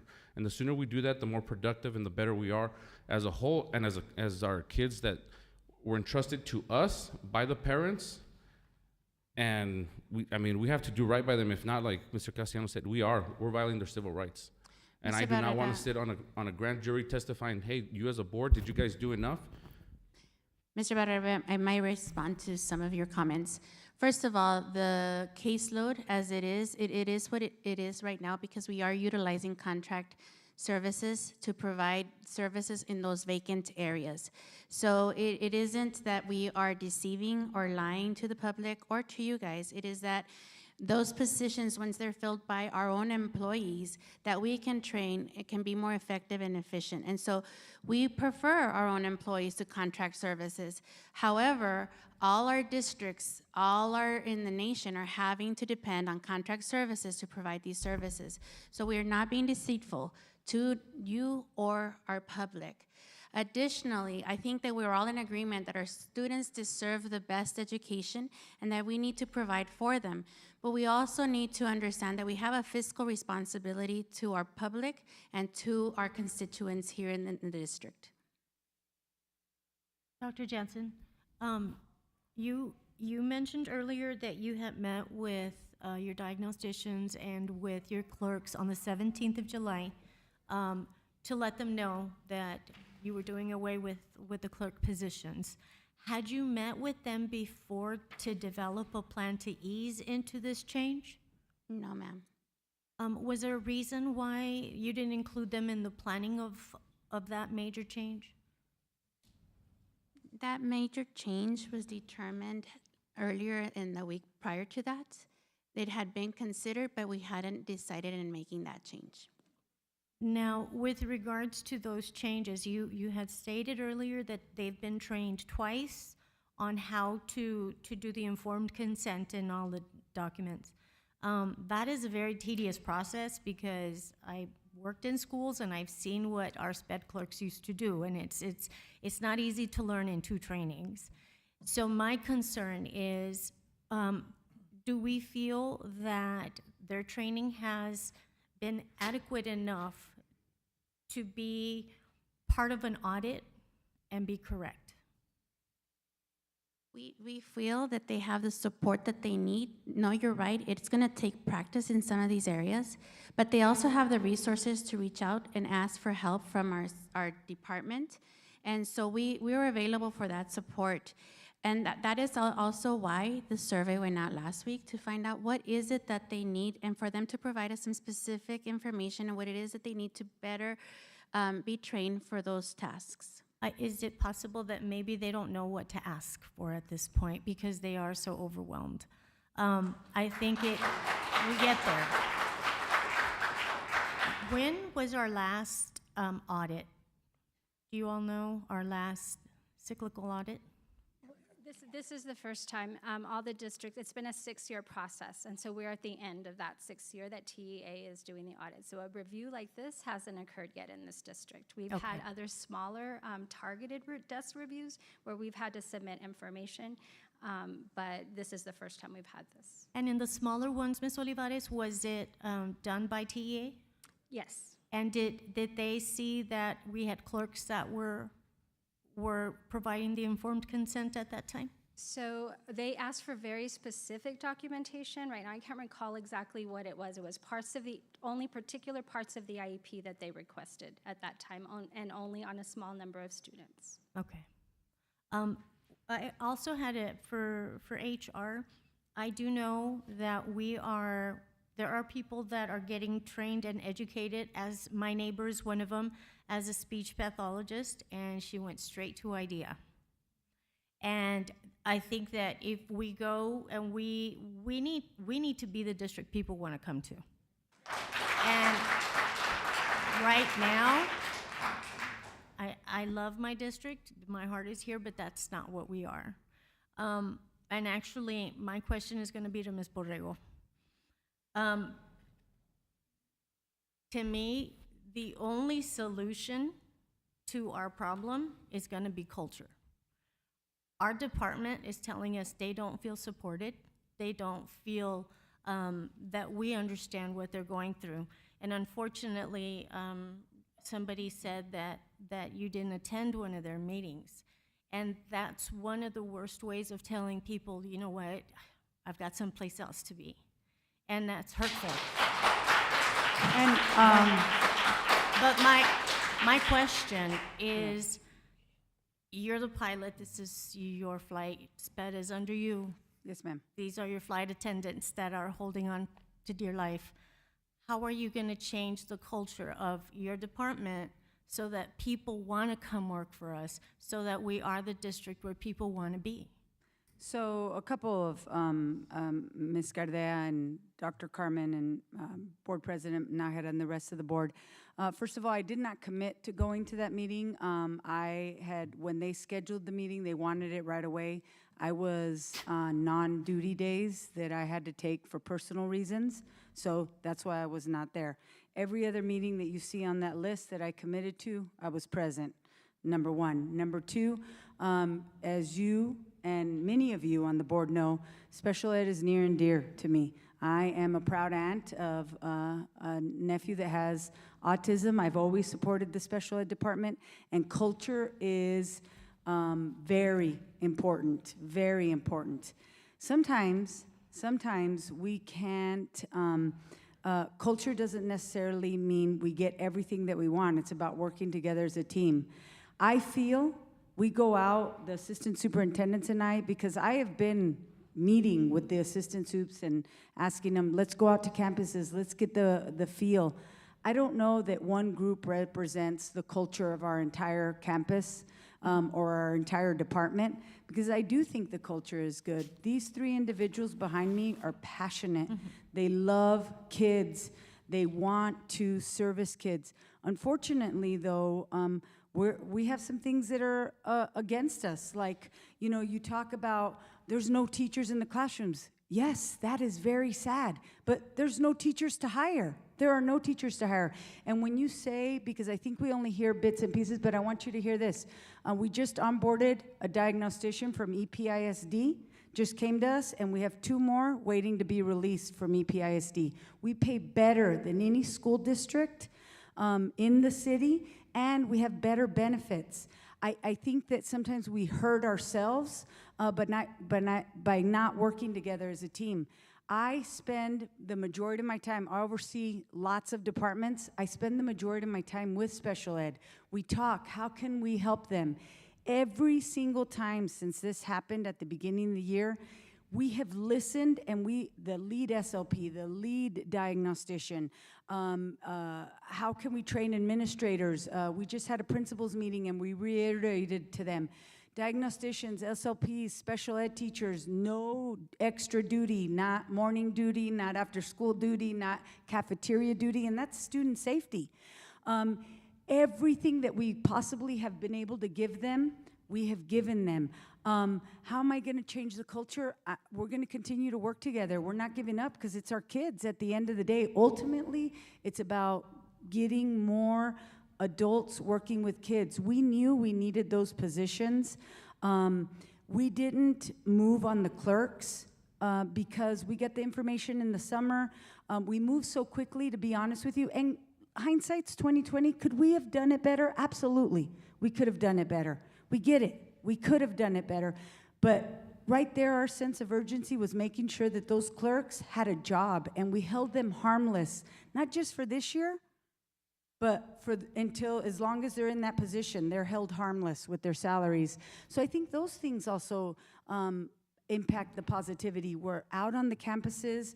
We're open. We're open to meetings. Now, sometimes it can't happen right the next day because there's other things happening, but we're open to talking to them. Now, it's not in my power to grant everything that they want, and I wish I could wave a magic wand and find special ed teachers. I know, but we're constantly, and the assistant superintendents and I are constantly talking about how can we support those teachers, the ones that are substitute teachers in those classrooms. Principals, have those conversations with those teachers. I think that helps the culture. Today we had Sky Academy, had a long talk with the Sky Academy, not just with special ed teachers, but the reality is we have substitutes in all areas because there's a teacher shortage. There's a teacher shortage. And so every district has that problem. And so I talked to the Sky coaches and I said, guys, we need your help. You as Sky coaches, get in there and support those teachers that are substitute teachers. Support them, give them that extra support.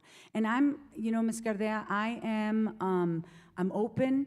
I want to help as much as I can. I spend a lot of time with these three awesome individuals because they work a lot. They give their heart and soul. They're dealing with parents. They're trying to help parents.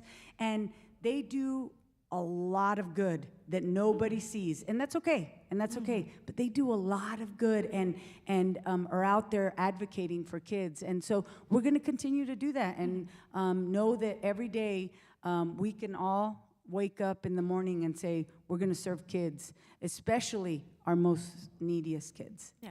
I just want to make sure that we don't lose sight of the fact that they too have families, I all of agree. our employees, and happy, healthy, sane Yes, ma'am. employees are what's best for kids. And so we need to do what we can, even if it just means listening to the concerns that they have and making ourselves available to them.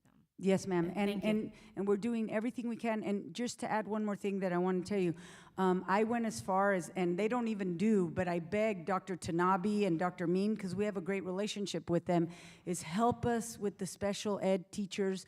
But the part that they don't do are like the speech therapists and the diagnosticians. And they're really working that area, because I work with the teacher part component of it, but Dr. Tanabe is helping us in that area, trying to recruit. We know that we have a new batch of diagnosticians in December, and I promise you, we're going to recruit more diagnosticians to Socorro ISD than any other school district. Mark my words, we are. We're going to be planning ahead just like we do the teacher residency. And they are the ones that are going to go out there because they represent, right? So Absolutely. If they go to people, but they need to be happy first. Yeah. And so that's that. My other question is are administrators doing what they're supposed to be doing to help our diacs?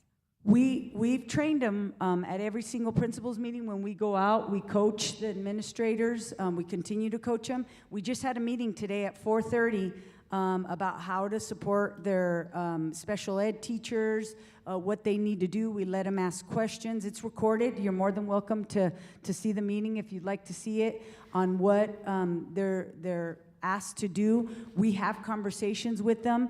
We ask, but more importantly, we verify. So when we visit campuses, we ask the SPED teacher, hey, has your principal reached out to you? Have they talked to you? Are they supporting you? And absolutely, some principals have gotten really creative.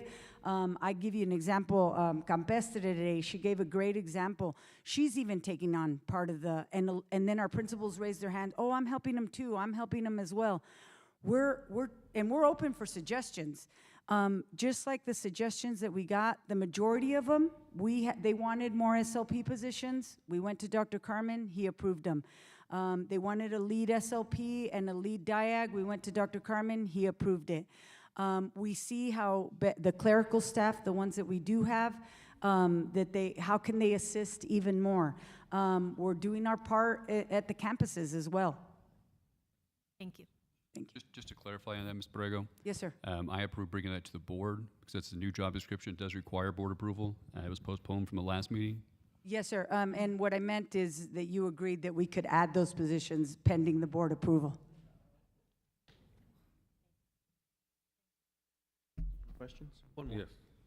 We also do have the vacancies, so I'll go ahead and pass out that information to you as well. Please. So I guess this is three things that I can request from the board, right, that we look into. One, we rehire the clerks, put them back in their position. Secondly, that we actually look for a new special education attorney, because obviously we're in a situation that we probably shouldn't be in. Had he's been here 8-9 years, he should have done this from the very beginning, and we're barely doing this now. So we're in a predicament that I frankly don't like. So I'm gonna ask that we put that up to find a new attorney. Then, Ms. Borrego, you sent out a letter to the board on a Friday packet about the SPED clerks, and the issue was FERPA, correct? No.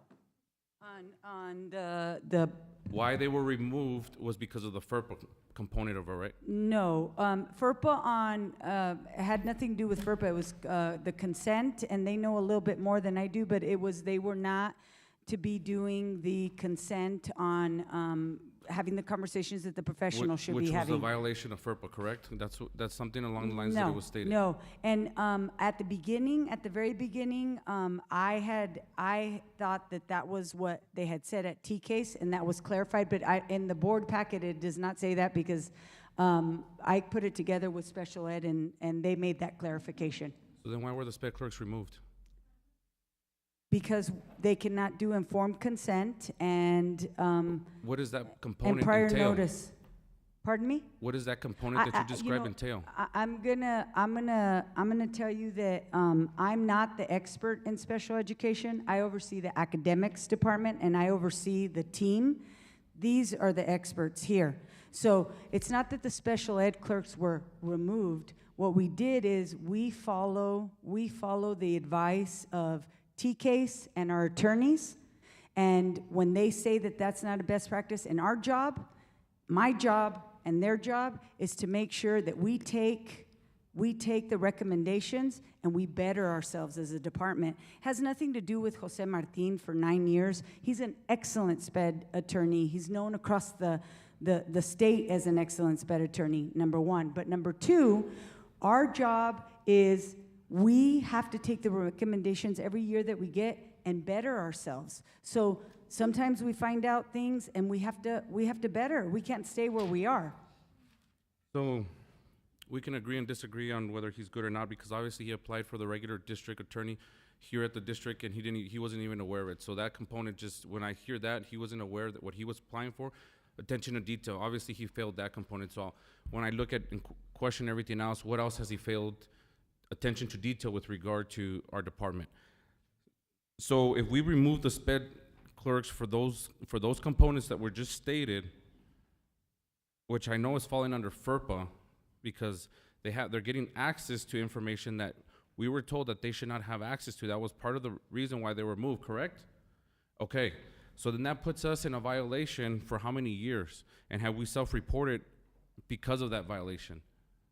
It's not a violation of FERPA. It had to do with the fact that they were providing consent and information that they don't have the professional training to do. But the consent, the clerical work that they do doesn't violate FERPA. It's just like other confidential records that our employees in the district have access to. So it was never about FERPA or the access to confidential information. A lot of our employees within the district, from clerks at campuses, have access to different confidential information. So the clerks helped with the administrative paperwork, correct? That's what they were there for?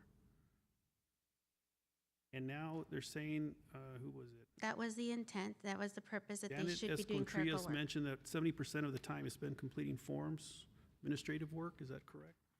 I don't know if she's still here.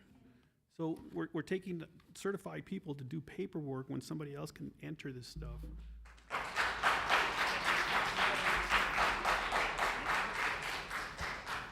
Sir, I don't believe it takes that amount of time. It really, and I will say that I think that it is right now we're a learning process.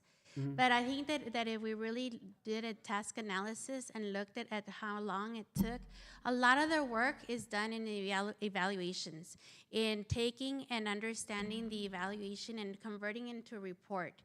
The clerical part that you're talking about is sending out the Outlook invitations, making the phone calls, those or going into eSped and clicking into the system. That's the clerical work you're talking about. But that clerical work of going into the system and clicking those specific items for the prior written notice and the consent shouldn't have been done by our clerical staff. It should have been done by our professional staff. So while I understand that they're saying it's 75%, I know they do a lot of work. They're the hardest working individuals, and I'm very proud of the work that they do. They work hard and long hours. Everybody in special education does. But I don't believe it's a 70% of their work, because that's not all clerical. What they do spend a lot of time is working on evaluations and report writing. Those aren't my words. So I'm just repeating what Ms. Contreras had reported in her presentation. Also, we just received the paperwork that special education teacher vacancies are at 44, special education aide vacancies are at 5. So it was higher than the 33 that was mentioned earlier.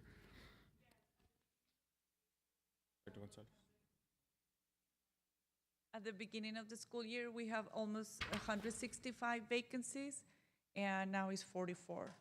So actually, they're good numbers in terms of like the reduction of the vacancies. And in general, in the district, we start the district with the vacancies filled in the 90s. Like I think it was 95% vacancies filled. I know the numbers can look big because we're a big district, and also we're growing and we have new schools, so we have positions that are there. So, but I'm very proud to say it, that when I came here more than a year ago, we started almost with 400 vacancies. So we have been, as you can see in media, we have done a lot of job fairs, like big group of people attending, offering contracts on the site. We're doing efforts. We understand that we need teachers, we need employees, but when we have posted the vacancies and there's no applicants, there's not too much thing that we can do more. But we're contacting universities, we're doing more job fairs, we participate, we are starting having conversations also with the military to look for more applicants.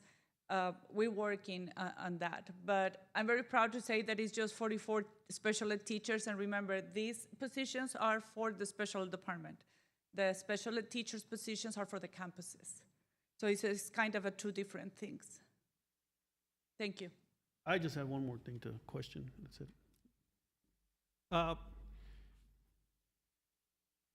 Does the district give out workshops to parents on their rights for special Yes, education sir. of children? And at the beginning of my tenure as a director, we started having meetings with our parents. We have them monthly.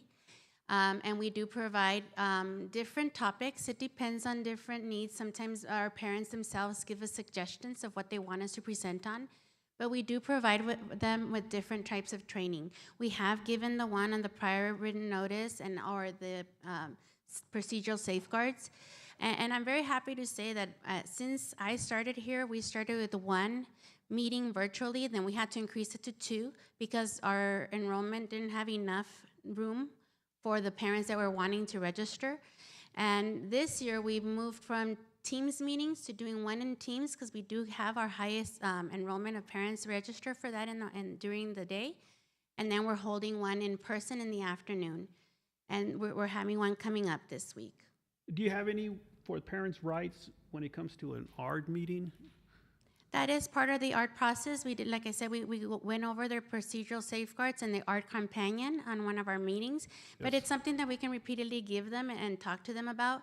Additionally, there is an open forum where parents have access to the 3 of us so that we can respond to any questions that they may have.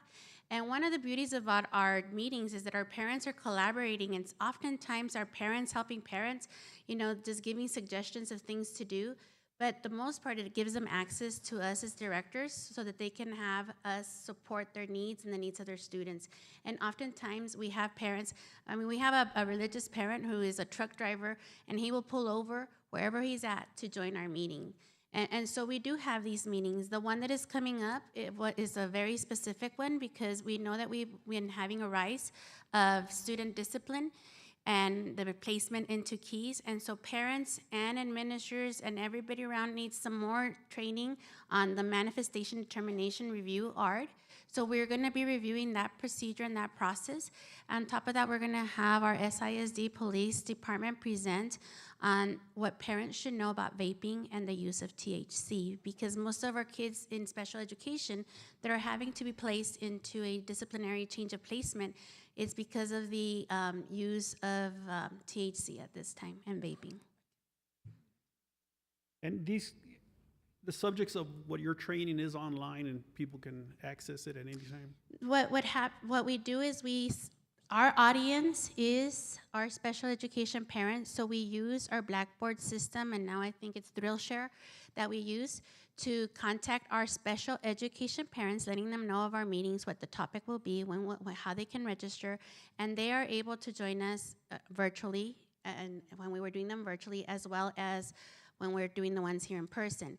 I will tell you, like our last one, if my memory serves me right, we had about 130 join us in the virtual meeting, and we had 25 parents show up to the parent in-person meeting. So we are reaching our parents. I know that at one point I've been asked, is it open to the public? We're not gonna deny entrance to anybody. We're here to serve, and we're here to serve everybody. But our population that we serve are our special education parents, and so the invitation goes out to them directly, like I said, through phone calls, emails, and text messages. We also post our PowerPoints into our website. It's all in our area where we provide services. I know that one of the gentlemen that spoke earlier, he came and he did visit with me, and he gave me some great suggestions, which we are taking into account. He suggested having a calendar that has when the upcoming events are happening. So we are including that into our website. And we'll continue to grow and make the continuous improvement that we need to make. And I think that goes back to say the same thing that Ms. Borrego said. Our responsibility as instructional leaders in the special education department is to continue to grow and to learn. The point about our clerks not being the proper personnel to fill out prior consents or prior written notice or informed consents has developed from the information that TEA and stakeholders are getting from the cyclical review audits that they've conducted of other districts. And that is how our attorneys and special ed experts come and bring topics for us to learn from. And so when they present and we learn, it's our responsibility to bring it back and make us better and improve the services that we provide to our parents and our students. The PowerPoints are uploaded online, you said? Yes, sir. under, It's in the special ed department website under parent resources.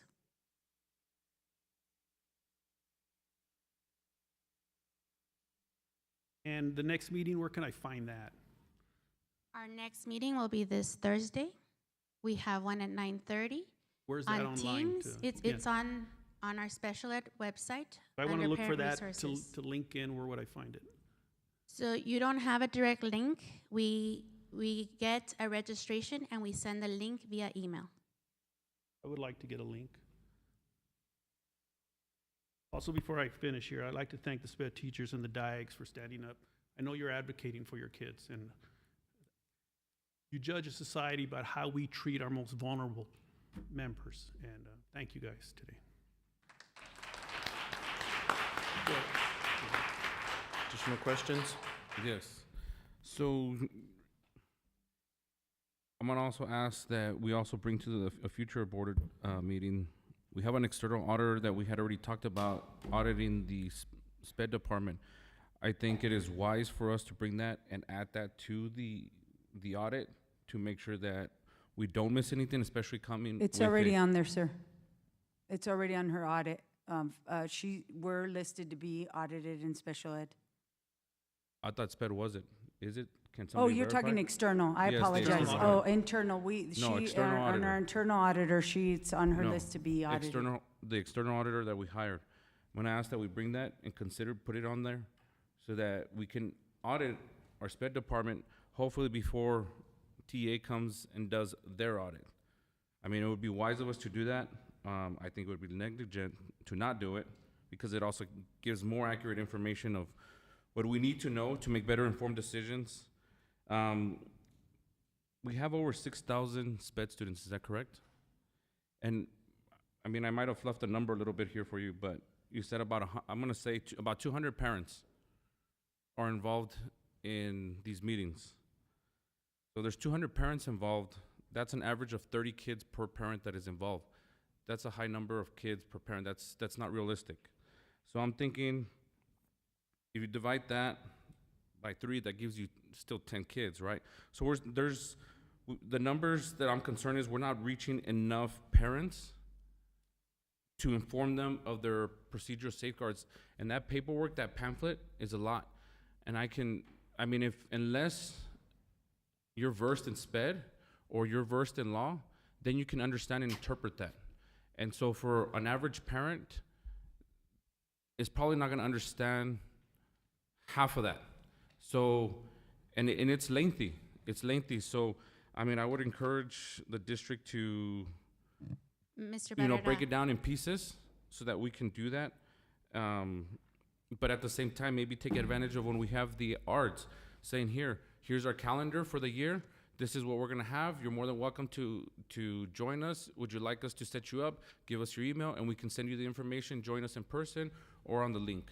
And we can definitely do that, sir, and I agree with you. But I think that you just also shared a very specific point, because in the masses, we don't always reach them. We can make every effort. Schools put on open houses and not all the parents come. We can build it and we can ask them to join us, but it is their responsibility and their choice to join us or not.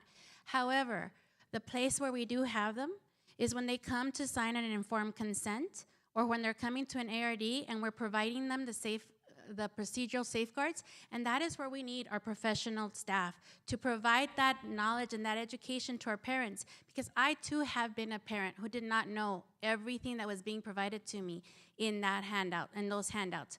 Even as an educated professional, I struggled with some of the information, but I was very blessed to have great diagnosticians and speech therapists that worked with me and educated me and served me as a community member. And so that you're hitting the point with the nail with the hammer right now, because that is the important part. When we were not having our professional staff providing that informed consent and those conversations with our parents, we were missing the mark and an opportunity to educate our community and educate our parents, because that is a moment where we have that captive audience. And I appreciate you saying that the DIAGs and the individuals that sit in the ARD do a wonderful job. The concern that I have with that is that when they take the time to explain the procedural safeguards, like I said, is lengthy. So then you run into the part of how long is the ARD gonna be? 4 hours, 6 hours? They have other stuff that they still gotta attend to and other things that they still gotta do. So now you start running the risk of other kids are gonna be affected.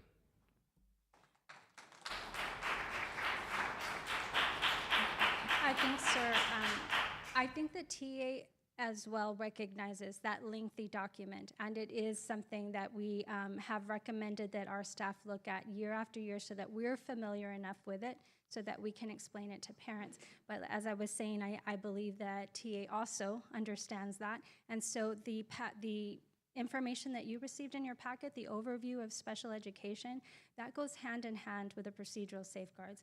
That is a document that we're now required to provide to parents when they receive initial evaluations or consent for initial evaluation, and that does explain it in lay terms so that we're able to give them, and that's just I think it's a 3-page document instead of the lengthy. It doesn't take the place of the procedural safeguards, but it helps to explain them.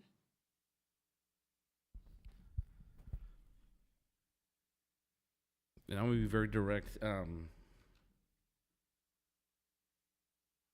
When there's an ARD and diagnosticians, sped teachers, administrators make a recommendation that the kid probably should be serviced for 5 days, 45 minutes a day for whatever subject. But when we intentionally reduce that to 4 days, that only increases the risk for that child, takes longer for that child to close that gap. Putting a bunch of sped kids in one particular class, and I'm not saying that this is happening at every campus, but it is happening. I'm personally aware of it. That is an injustice to the kids. That is an injustice to them. So we need to find a way to fix that for them, but most importantly, for our kids. Because, like I've stated before in previous board member meetings, and you guys kind of started speaking on it. There was a study back years ago that was done by the FBI, and they looked at the individuals that were incarcerated, and it come to find out that quite a bit of those would have been coded as SPED. But we've been tasked as board members and as an education institute to give them the best fighting chance possible so that they don't fall to the cracks. And I would hate to see that we missed a kid that unfortunately does something extreme that I would hate to see that would come on the news or to anybody, period. So for me, it is a little bit personal that the kids and that these employees are speaking up and that they're suffering. Both of them are suffering, the kids and the teachers. So again, thank you all for speaking up and making your voices heard. But I do think that we as a board, I'm always gonna say it starts at the top with leadership. We are failing them. But that's my opinion. I mean, and as a leader, we have to own it and take responsibility of it.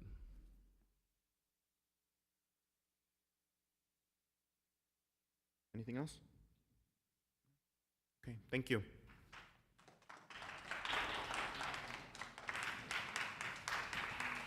Moving on to the next agenda item. We do have a speaker, Dr. Graham.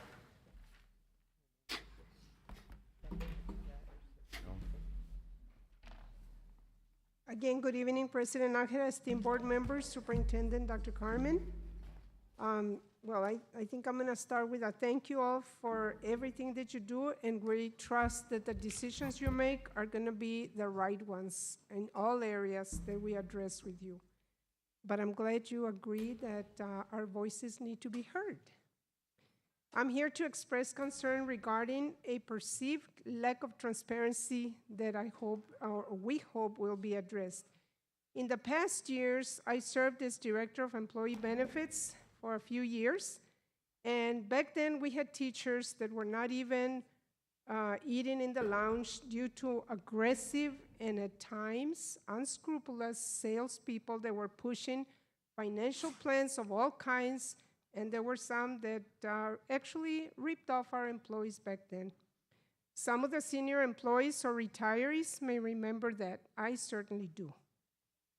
At that time, we worked very hard to establish benefits committees, prohibit salespeople from being in the schools, hold financial education sessions at the Ed Center or at the schools, and win the trust of employees so that they would invest with confidence some of their hard-earned money.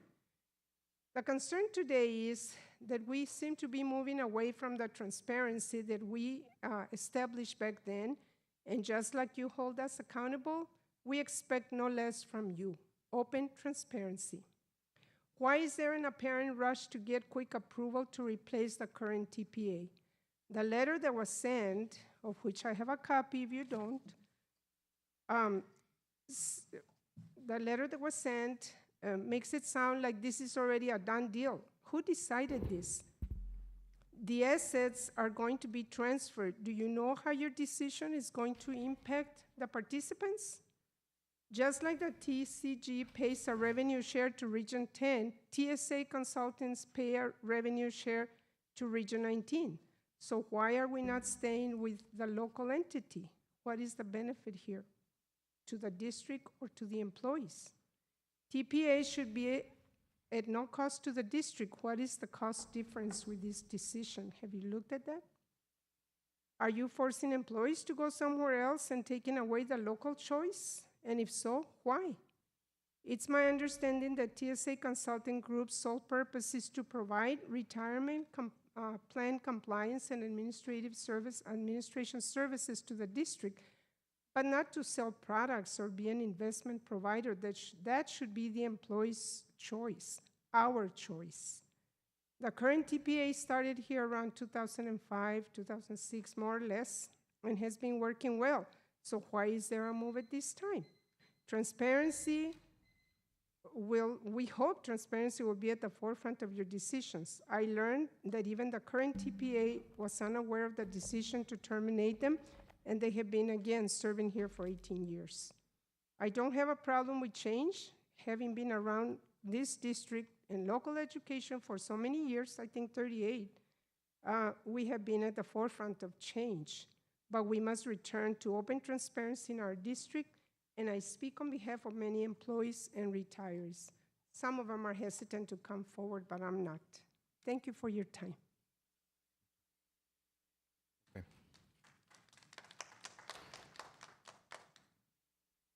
Agenda item 5A, consider approval of amendment National IPA Omnia Partners Contract and Region 10 RAMS Services. Bettis. Good evening again, Mr. President and board members, Dr. Carmen. So this agenda item was brought up, requested by one of our current board members, and so I just want to give a brief timeline and an introduction of the individuals who will be speaking tonight. So on April 20th, the district had a committee where the presentations were given by 3 vendors, and Ms. Garcia will talk about that in a little bit. May 18th, notified FBS, our former TPA. June 2nd, we notified TSA, who takes care of our annuities. July 18th, there was a finance committee in which we discussed the contract to enter into an agreement with National IPA and Omnia Partners.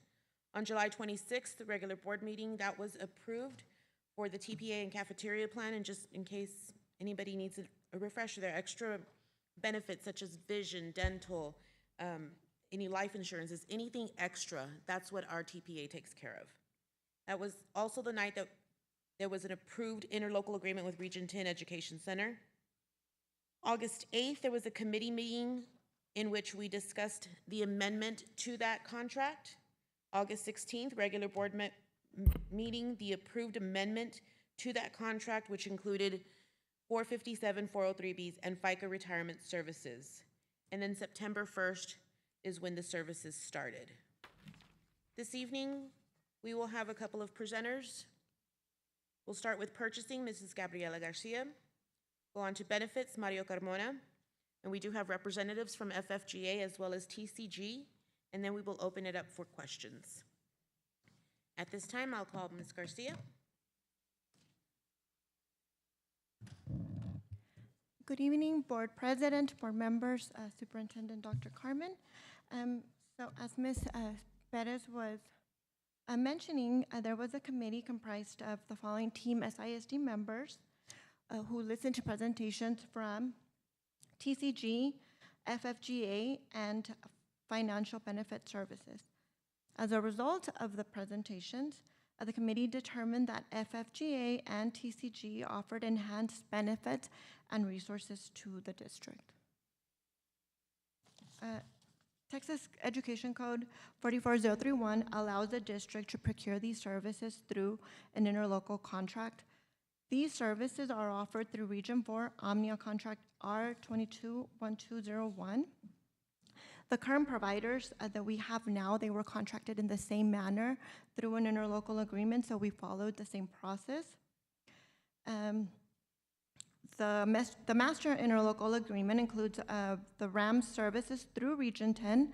The district is a member of Region 4, Omnia, and Region 10. The current providers were notified on May 18th and June 2nd.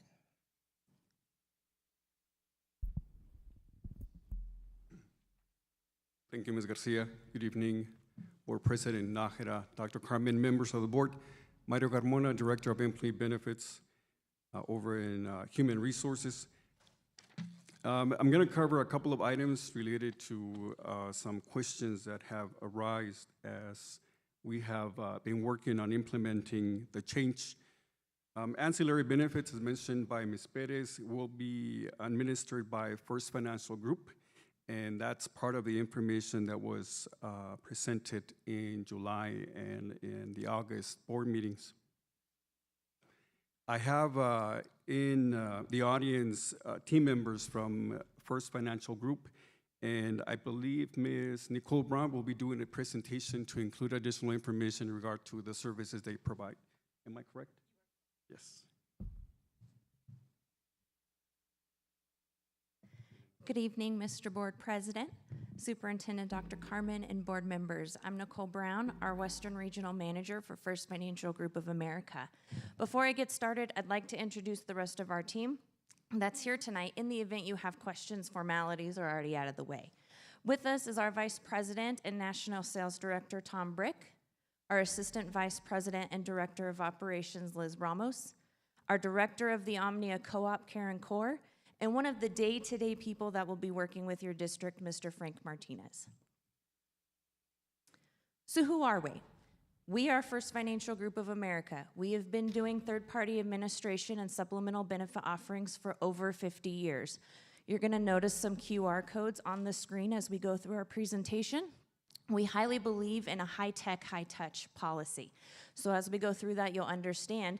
I realize it's not general practice to take your phones out and scan those QR codes, but don't fear, you guys will have access to this presentation. But you can understand some of the technology benefits we're hoping to utilize to enhance benefits administration with your district. We are currently based in 7 different states. First Financial operates with over 530 accounts now, and we service almost 450,000 employees. I thought it was important for you guys to see some of the people we service in my region. So not just the El Paso area, which is on the left, but also the region that my team gets to service. So we work with districts all across the city.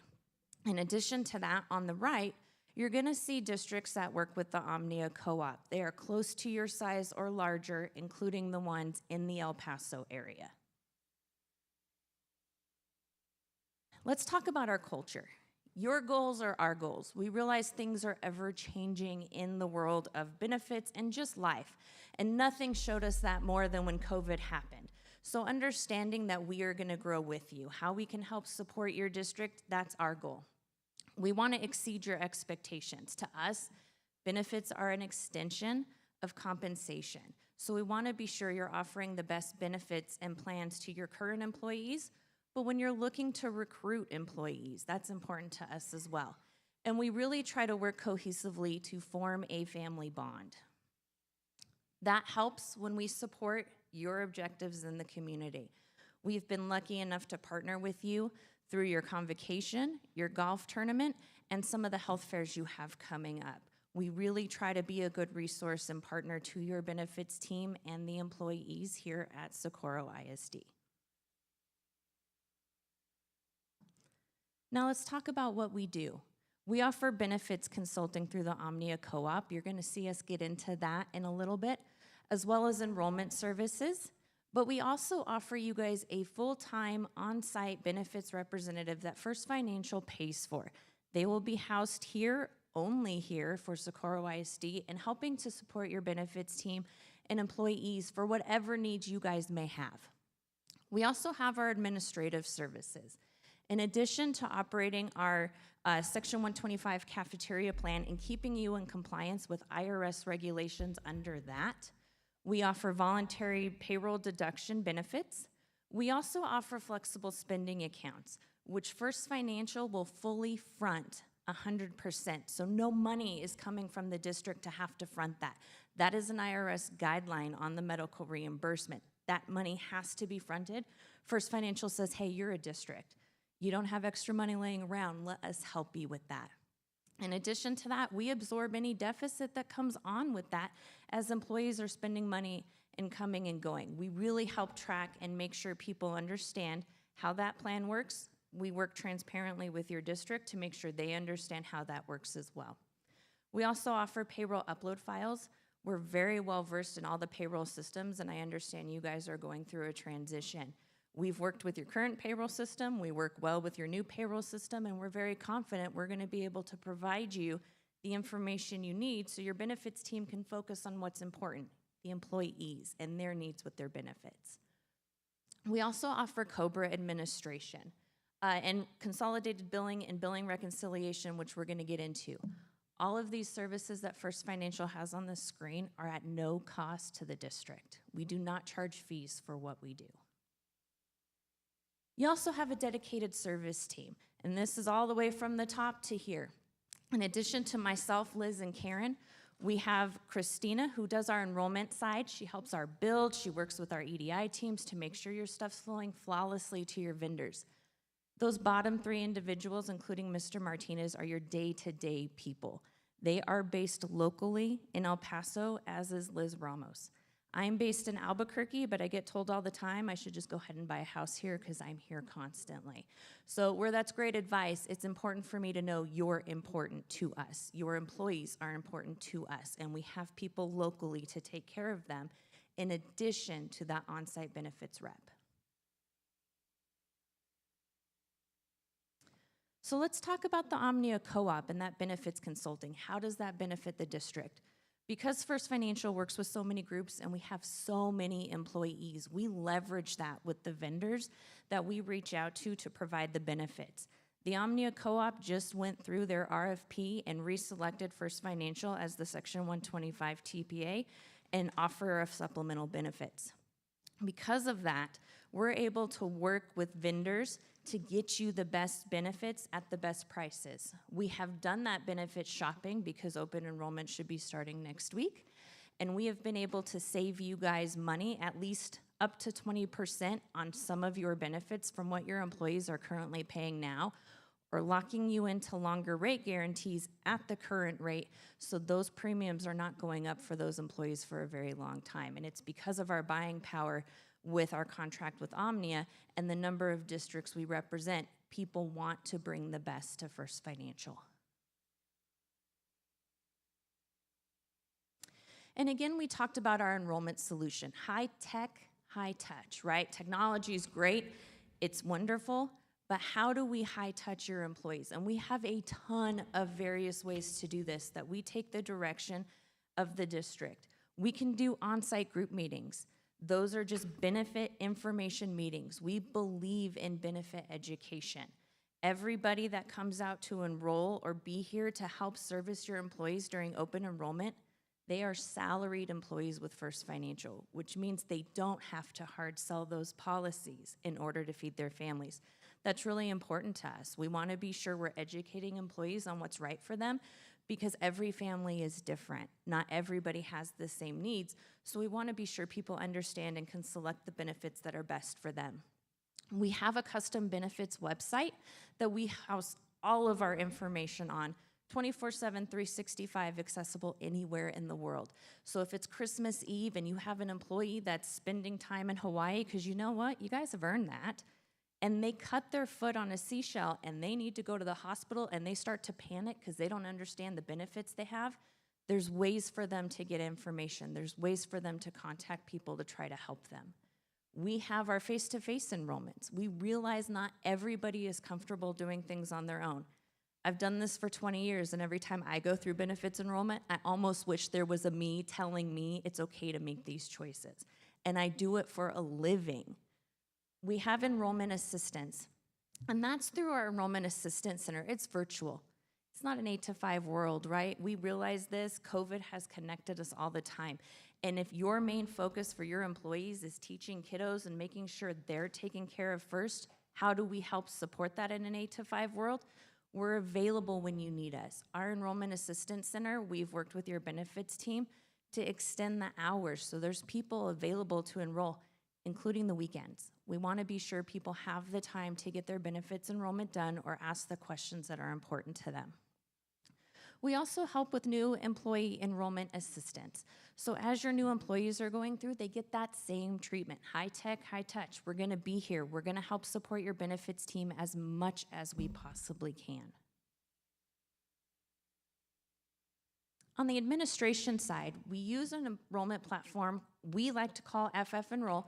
It's based through Solarix, and 6,500 companies, including Fortune 100 companies, utilize this system. This system is very high tech. It's got an abundance of reports. We have the ability to communicate with your employees via text message, customized scripting in the system. We can even push information out to employees that has nothing to do with First Financial. If it's Employee Appreciation Day and y'all just want to say thank you because it's Employee Appreciation Day, we can help you do that. We have the technology through our enrollment system platform. Our administrative side, we offer one-check billing. This is consolidated billing and billing reconciliation. So instead of having to cut a check to 9 or 12 or 20 different vendors, you can cut us one check, and we will divvy that out to your vendors. We act as that go-between from your district to us to your vendor. So your business department and your benefits team can focus servicing employees and not wasting time with menial tasks like, let's cut all these checks, let's reconcile bills. Which brings us to my favorite part of the technology First Financial has to offer, and that's our Compare Plus tool. This is something exclusive to First Financial. We have spent a lot of time and a lot of resources developing a way that we can quickly reconcile your bills, including your medical. So the days of line by line, let me ruler, let me red pen, don't have to exist anymore. We can do that for you, do it quickly, and then return to you what those discrepancies look like. So you guys are able to identify those much faster than taking time to have to go through line by line to identify those problems. We'll do that for your medical, even though we're not gonna bill for your medical. We'll do it for all of your benefits, because that's what we're here to do, is be that partner to you. The last part, I just kind of wanted to recap. Why is First Financial a great option? For your employees, we offer an extensive benefits package, one of the best on the market that's best for your district. People want that to work with you guys. We want to educate. Again, educational meetings. We can do seminars. We have the ability to make sure education is reaching the masses.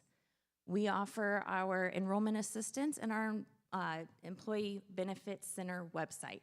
So that way people are getting that education, whether it's with us or without us, that information is given to them. For the district itself, we're hoping to save you time and money because we don't charge for any of the services that we provide you. We do that for free.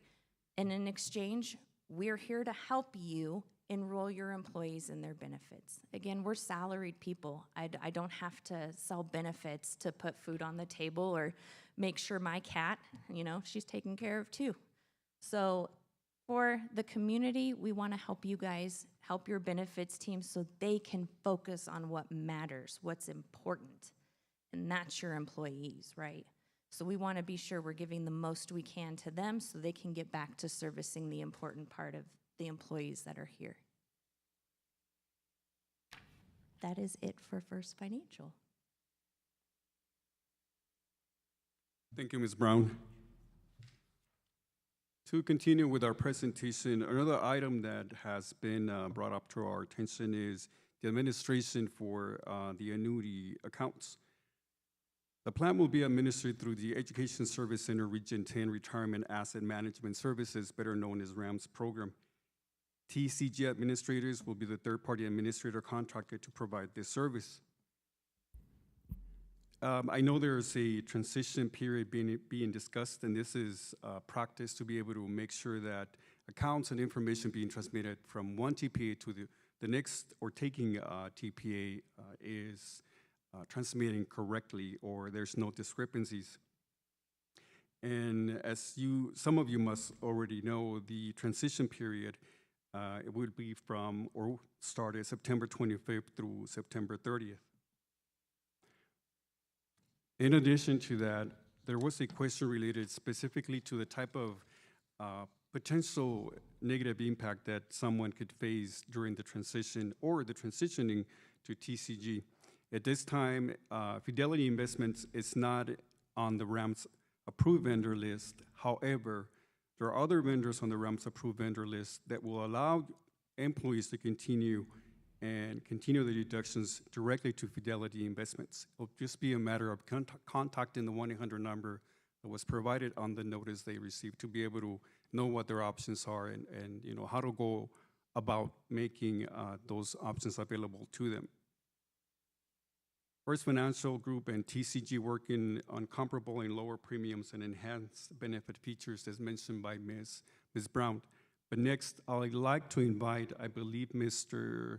Jamel to go ahead and do a presentation to provide additional details regarding TCG.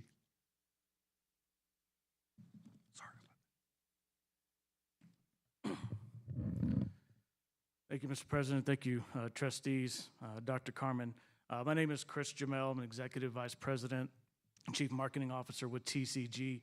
And we'll go over a little bit about who we are, the Region 10 RAMS Cooperative, and then, again, some of the enhanced benefits that your employees will be receiving through the cooperative.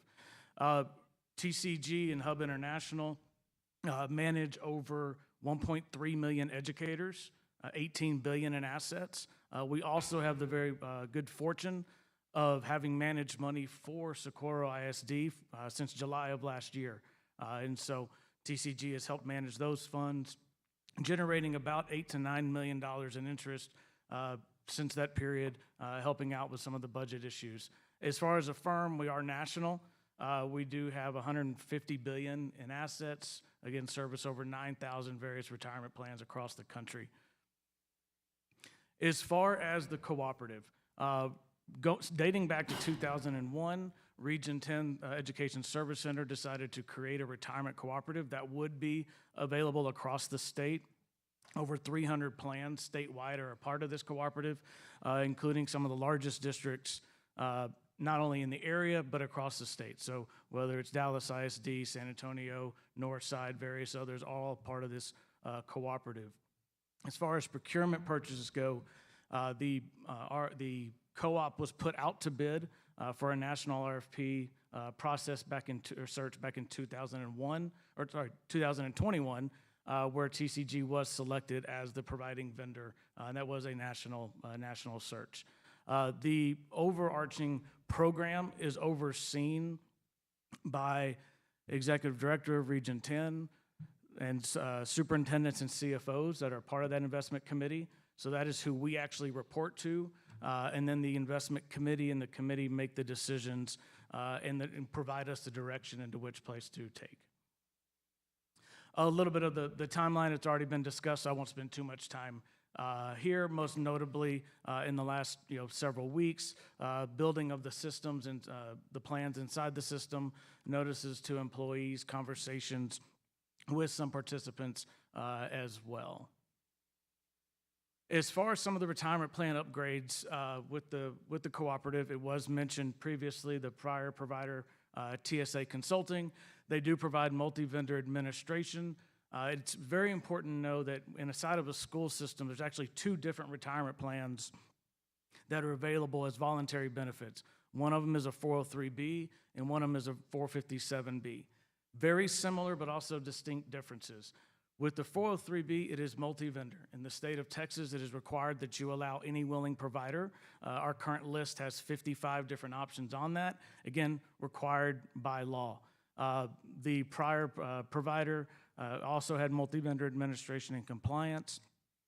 They did not have a education support, so TSA did not provide education. Much of the quote education that was provided to employees was actually by the underlying investment company. So that would be the unfortunate scenario of the break room, that comment that was mentioned earlier. As far as the cooperative, it's still the same multi-vendor administration and compliance. So this is an administrator-only change. It is not a change to the underlying companies, except for the one that was mentioned earlier with Fidelity Investments. The reason for this is we actually apply a stricter compliance standard. Fidelity actually requires the district to take unnecessary liability because you are signing their forms in order to use them in your plan. We require the opposite, which we do with every other company, including likes of Vanguard or Valak or whoever it may be, where they have to sign our forms, your forms. It's another compliance upgrade over what you had as a protection for the district. We do supply full IRS audit support. So if in the event there ever was an IRS audit, we have individuals that come and sit with your team and help provide all that information. And then we also have a team that provides full employee education. That is education only. Again, we do not sell a 403B product, so there's nothing. It is designing an education strategy. It is talking about whether or not employees would like video, whether they would like employee sessions, face-to-face, whatever it may be that we can best accommodate all employees, those that are on the digital and on the analog side of the digital divide, as we know that all staff, many staff members face. As far as the 457, again, very similar in that it's a voluntary retirement savings benefit, but there are some slight differences. With the prior administrator, again, TSA Consulting, they had multiple vendors as the products, and again, these were commission-based products, no education support. They did not provide anything from that standpoint, and then because they provided only an administration role, they did not actually provide any fiduciary protection to you as the district or to the individual employees. That's a notable difference inside of a 457, similar to a 401k for those of you in the private sector. There's actually a fiduciary liability that the employer has. That was not provided under the prior relationship. It was not something that they took on. Under the retirement cooperative, there's a set of enhancements for both the district and for all employees. One, it is a single investment platform. Again, going back to similar to a 401k style plan, there's just the one company. So it is simplified. It is for those folks who would like the simplification, for the folks that would like to work with the local rep, would like to work with one of the other 55 plus companies, they have that opportunity as well. They have not lost that. We do have a full employee education strategy. We do provide, again, this is at the direction of the other superintendents and CFOs and executive directors that are on this investment committee that run the program. They have asked us to provide financial coaches. And so we provide certified financial counselors that are available to anybody that wants to ask questions about budgeting, debt management, student loan forgiveness programs, all the things that are very important to our financial lives, but still retirement is important, but there may be other things that get in the way, right, on a day-to-day basis. Also, as a benefit and a perk for account holders in the 457, you actually can receive a will or guardianship document each and every year. So a free included will guardianship document, if you already have that, and maybe you have a more complicated situation, you actually receive a credit towards getting a trust set up for you and your family. The next benefit is also tax preparation. So we actually, if somebody has an account in the 457, have tax preparation team that will file your simple return, not just give you advice, will actually do the filing. And that's been a tremendous benefit. We find that so many folks don't take advantage of all the tax credits that are available to them or really understand what they're filing. So instead of going, maybe to the local H&R Block or Jackson Hewitt, whatever it may be, they can actually get their taxes filed by our tax professionals at no additional cost as part of the program. And then lastly, the way that the investment committee is set up, the way that it's overseen by an investment advisory firm, you actually do now have that fiduciary protection. So the district has that fiduciary protection, and what you've provided to the employees, just as importantly, if not more important, the employee has protection. And so they now have somebody that has to meet a legal standard that we put them above any commissions, anything else that is out there. So we are held to that legal standard to where the employees and that participant must be placed first. As far as availability, we do have a customer care service team, both English and Spanish-speaking coaches, customer care representatives. We do have a team of retirement plan specialists that could be on site. We have employees in El Paso area that would be able to come out or could meet with folks for calls in addition to call centers or virtual appointments if they would like to set up those as well. Just a brief, it's kind of what an employee education experience looks like. Again, videos, webinars, chat or SMS if somebody has certain questions. There's a mobile app where folks can make changes to their 457 account in a timely manner, as well as blogs, social media, email education that we are providing. We know that, and you know as educators, that not everybody learns the same, and so we try to provide education in a variety of different mechanisms and mediums so that folks can learn the way that they learn best. And that is the information. And because we are an investment advisory firm, I do want to make sure and show that we show our important disclosures there that you guys have as well. Thank you.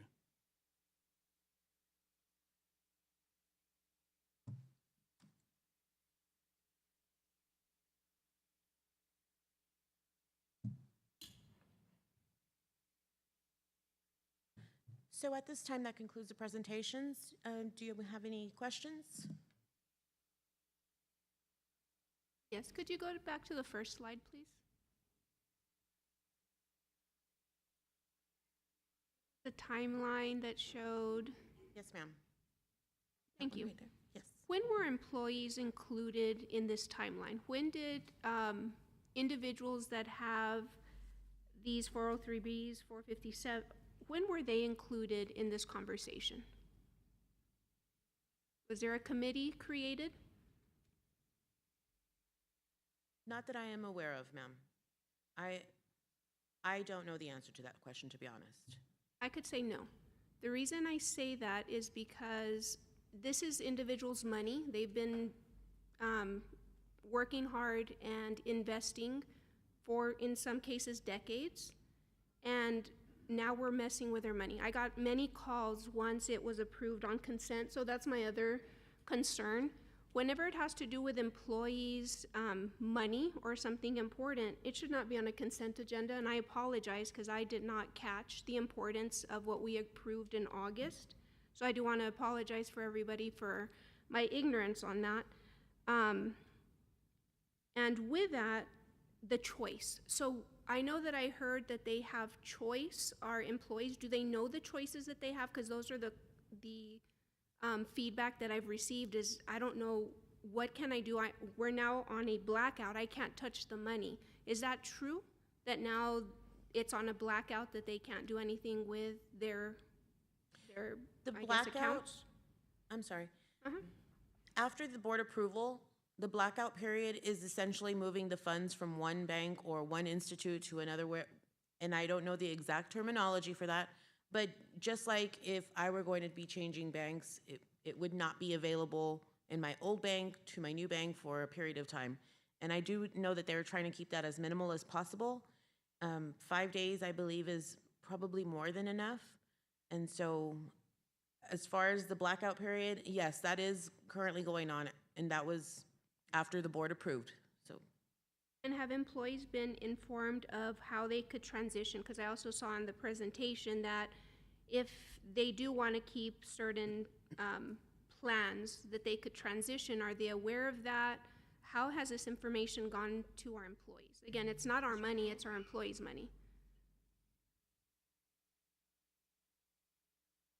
I can tell you that in terms of the implementation process, we have provided some general information to our benefit committees, benefit committee members, and then from there, most likely it goes out to the remainder of the groups. But in respect to specifically the annuant, the account holder, I believe there is notices going out by TCG. Am I correct? Yes. So TCG has already a list that identifies those people that hold an actual account, and then they're the ones who are sending the respective notice based on the account that they're holding. And they received that by mail? How did they receive that information? Standard mail, if I'm not mistaken. Correct, standard mail.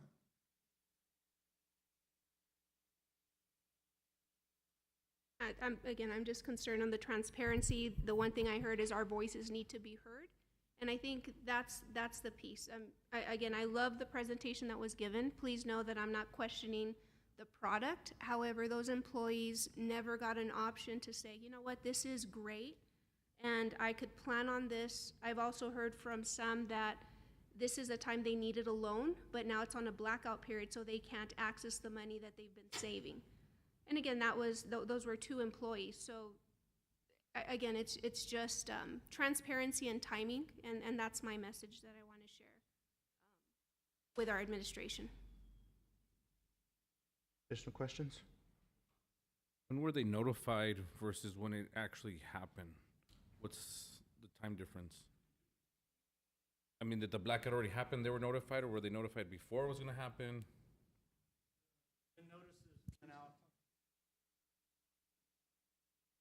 I apologize, I do not have a copy of the notice with me, but the notices went out at least several weeks back, with the blackout period, I believe, towards the 25th of this month. So it was at least 3 to 4 week notice. So you guys sent it out about a month prior the actual start date? Yes, sir.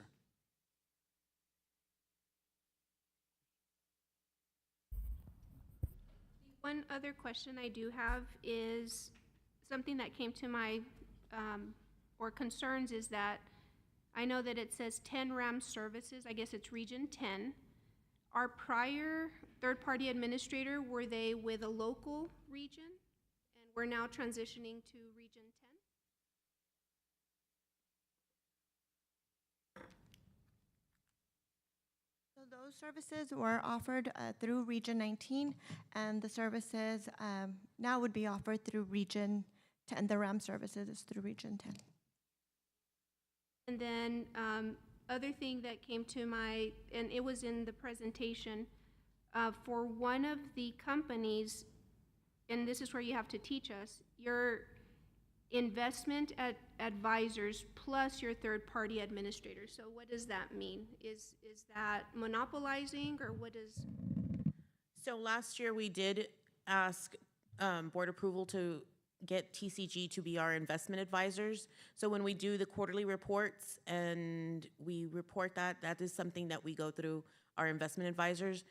The annual report is also done with their assistants. They are the ones that also invest in the more intricate investments. It's one of the main reasons why we've had such a wonderful return on our investments. That was done last year. The third-party administrator services are the ones for all of the smaller cafeteria items, the voluntary products. So those are 2 separate things. And I believe the third-party administrator services are with FFGA, and TCG does the 457s and the retirement services, as well as the investment advisory. The concern that there's one company that does both versus the separation and the monopolizing. The both of those tasks are completely separate of, like, it's not like it's it's not housed in the same area. So the retirement services are done in the benefits department, and the investments are done with myself as well as the investment advisors that were board approved. The investment, I'm sorry, I can't remember. The delegated investment advisors.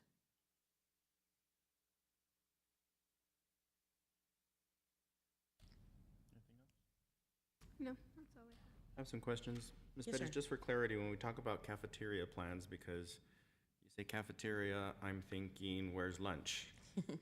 But in this instance right here, when we talk about a cafeteria plan, we're talking about the additional things beyond health insurance, Correct. beyond, exclusive of the retirement plan. So we're talking Correct. about disability, dental, vision, long-term care, term Correct. life if offered. It's all the extra stuff outside of your standard medical insurance would fall into that group of cafeteria plan, correct? That is correct. The IRS has it as a section 125, and my word association is cafeteria, like you go and pick and choose. Those are where you can go and pick and choose which items you would like to include as part of your Right. benefits and your deductions, excuse And me. my desire for clarity is because my employers calls them additional benefits. Mhm. I've never heard them called the cafeteria plan. I've also never heard them called the 125. So I just want everybody to understand exactly what we're talking Good about. point. Now, Yes, sir. as I read the agreement, there's no termination for convenience in this agreement, right? That I am aware of, no, sir. Okay. I have a question also about fees, because somewhere in here it lists fees, but then it says fees are paid from commissions, but then it was kind of implied that we don't have salespeople, and if we do, well, then there's a concern because, as Dr. Graham said earlier, there were salespeople on campuses,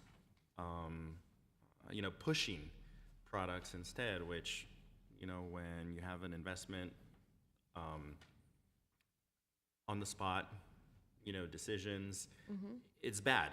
It's because, investment decisions are not something you want to, make immediately. You don't want to make them on the spot. You want to, Right. be able to take time, et cetera. So where do the fees come from? I don't understand. If it comes from a commission, but the fees come from the products, but yet we're not selling, and it says that the employer is not paying for them, so who's paying for this? So if we can go back just a little bit, whenever, this is just my opinion because I've seen this in my earlier years as a CFO, whenever there was not a third-party administrator, there would be various companies. Like everybody is wanting to fight because they want you to take their dental insurance and their vision insurance. And so the purpose of a third-party administrator is that that one person is a representative for the district, and they will go out and bid out those services. They create that package, and then they get us the best prices. And so they are just administering those third-party services. So as far as the fees, that is an excellent question, and if it's okay, I'd like to invite Ms. Brown. She will probably be able to explain that a lot better than I can. Unless you want somebody else up here. No, a great question. So where First Financial doesn't charge fees to the district to do all of the services we do, all of that still has a cost that as a company we have to take on. So what pays for that is the commissions from the products that come. So that's why you see commissions in that information we've provided. The co-op is completely transparent, so we go through and we do provide that information every year of what the expenses are for operating your 125 plan, the enrollment platform, all of that for any company is going to have a cost. And so those commissions offset that cost for us. So does that essentially, if we answer? have 1,000 employees, or let's just make it easy, 10 employees, I appreciate the easy math. right? Not a math major here, so. There's a charge there, I think it says, of 30 cents per employee. So we have 10 employees. We pay that product fee, call it commission, call it whatever you want, but the district pays a fee of 30 cents for all 10 employees? Or is it participating employees? Or? You would if you didn't have the third-party administrator, like Ms. Perez said. So the district doesn't pay that. Instead of charging you guys those fees, we say, hey, this is what the cost would be to operate all of this, and First Financial offsets that with the commissions we receive. So we don't charge you guys fees, as like you're saying, 30 cents for this, $1.25 for that. If we a la carted it like you would with any vendor, the commissions would offset that for First Financial. Okay, except those fees are listed as an exhibit to First Financial's agreement. So then, I mean, how are those fees coming to us? What I want to know is is there a benefit? I guess, and I don't know if this question, I don't know who to this question is. That's okay. Karen's here too, and Okay, you probably so- have what you have in there from her. So I can see monthly fees, and they're listed in Exhibit 1 per eligible employee at certain rates. Yes. So as a district, we are paying those to First Financial? No. So at the top, it says the commissions will cover the fees. We were just kind of letting you know where all the services are and what the cost for those services were if you were not to have a TPA. So we get all the commissions from the products. It goes into a pool, and then we pay those services because you still got to pay people to do those jobs. Right. So we use those monies to pay for those services. Okay. And our salaries for our account managers and stuff, yes. Ms. Pettis, what is our cost? 0. And how does that compare to the previous TPA? Who is our TPA? Is that Region 10? Our current TPA is First Financial Group, these individuals behind me. The previous one was FBS, Financial Benefits Services. A TPA does not get paid. Services for TPA, we don't get, I don't pay for it, our employees don't pay for it. We pay for the products. Somebody is paying, somebody is getting paid. And how are they getting paid? Where is that money coming from, and what does it cost us? It cost us 0. It costs us absolutely 0. Absolutely nothing. That is between the TPA and the benefits people. Aetna, whatever Vision Source, whatever Vision, all of those little plans, that is a fee between those two. Okay, so I know as an employee, if I sign up for vision insurance, that's gonna cost me, again, nice round numbers, $100 a month for me and my, 30 kids. $100 a month. And, so I know as an employee that, it's probably a pass-through cost. It's not to the district, it goes directly to the insurance, right? Correct. When I deposit money in my 403 or 457, that in its entirety, if I deposit another $100 in a 403B, then all of that money goes directly. There's no fee for maintaining that account or that, right? There are no annual fees to the employee for the money placed in those retirement accounts, is there? I don't see that here. I don't know if there is a fee. There is not, right? So specific to the 403B, again. Or 457. Okay, so there's slight difference, I'll just clarify. So with the 403B, we are purely the administrator only. So that money, if the $100 in your situation goes through to that investment, then that employee pays whatever fees they may have with that investment product to that company. So we are not 403B people, we're not the folks sitting in the break room or anything of that. So if you sign up with Vanguard or you sign up with Equitable or National Life Group or whatever the 55 companies, they would charge their fees to you. Okay, so if I right now Yes, sir. have, say, I think one that comes to mind is Windsor 2. And now we're switching TPA over to you, and I'm still using Windsor 2. My fees will not change. What I paid last year, unless they change their fee structure, right? So the fee structure, I guess the question I'm asking is, the fee structure is driven by them, and as long as I stay with that same investment, that's not gonna change. You're exactly correct. Yes, sir. Okay, sounds good. Now, as a TPA, let me see. Again, I don't know who this question is to. As a TPA, I have the ability for my investments, other than I think I heard Fidelity, which even that is an option, I just have to change something about it. If I already have, 10 different funds that I direct my retirement accounts to, and I want to stay with those funds, I can continue to do so, even if one of those funds is Fidelity, because there is a mechanism, although it's not as simple as everything else, there is a mechanism for me to maintain my investments as they are right now, as long as I don't change anything, right? Yes, sir. Okay. Right. I also heard something about, not reimbursement, but it was maybe revenue sharing. Did I hear that there was revenue sharing that goes back to Region 10 now instead of Region 19? Region 10 has I think it's a 15 cents fee that is paid back to them for oversight of the program, goes to pay for legal documents, various things of that nature. Yes, sir. Okay, so it's not necessarily revenue sharing, but more so since we're using their co-op, yes.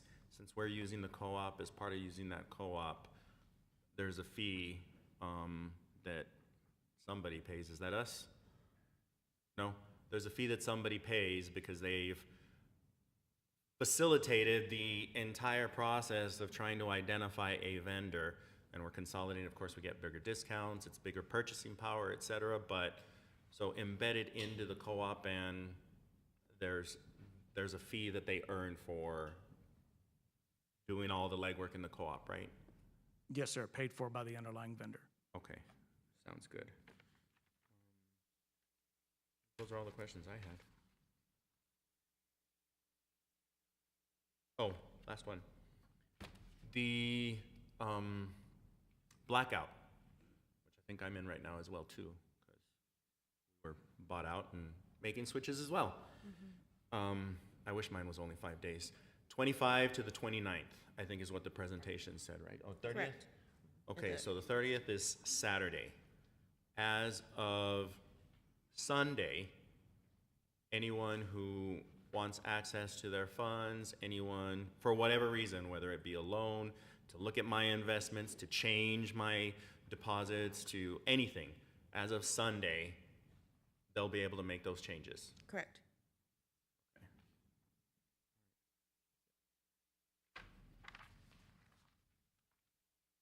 Any questions?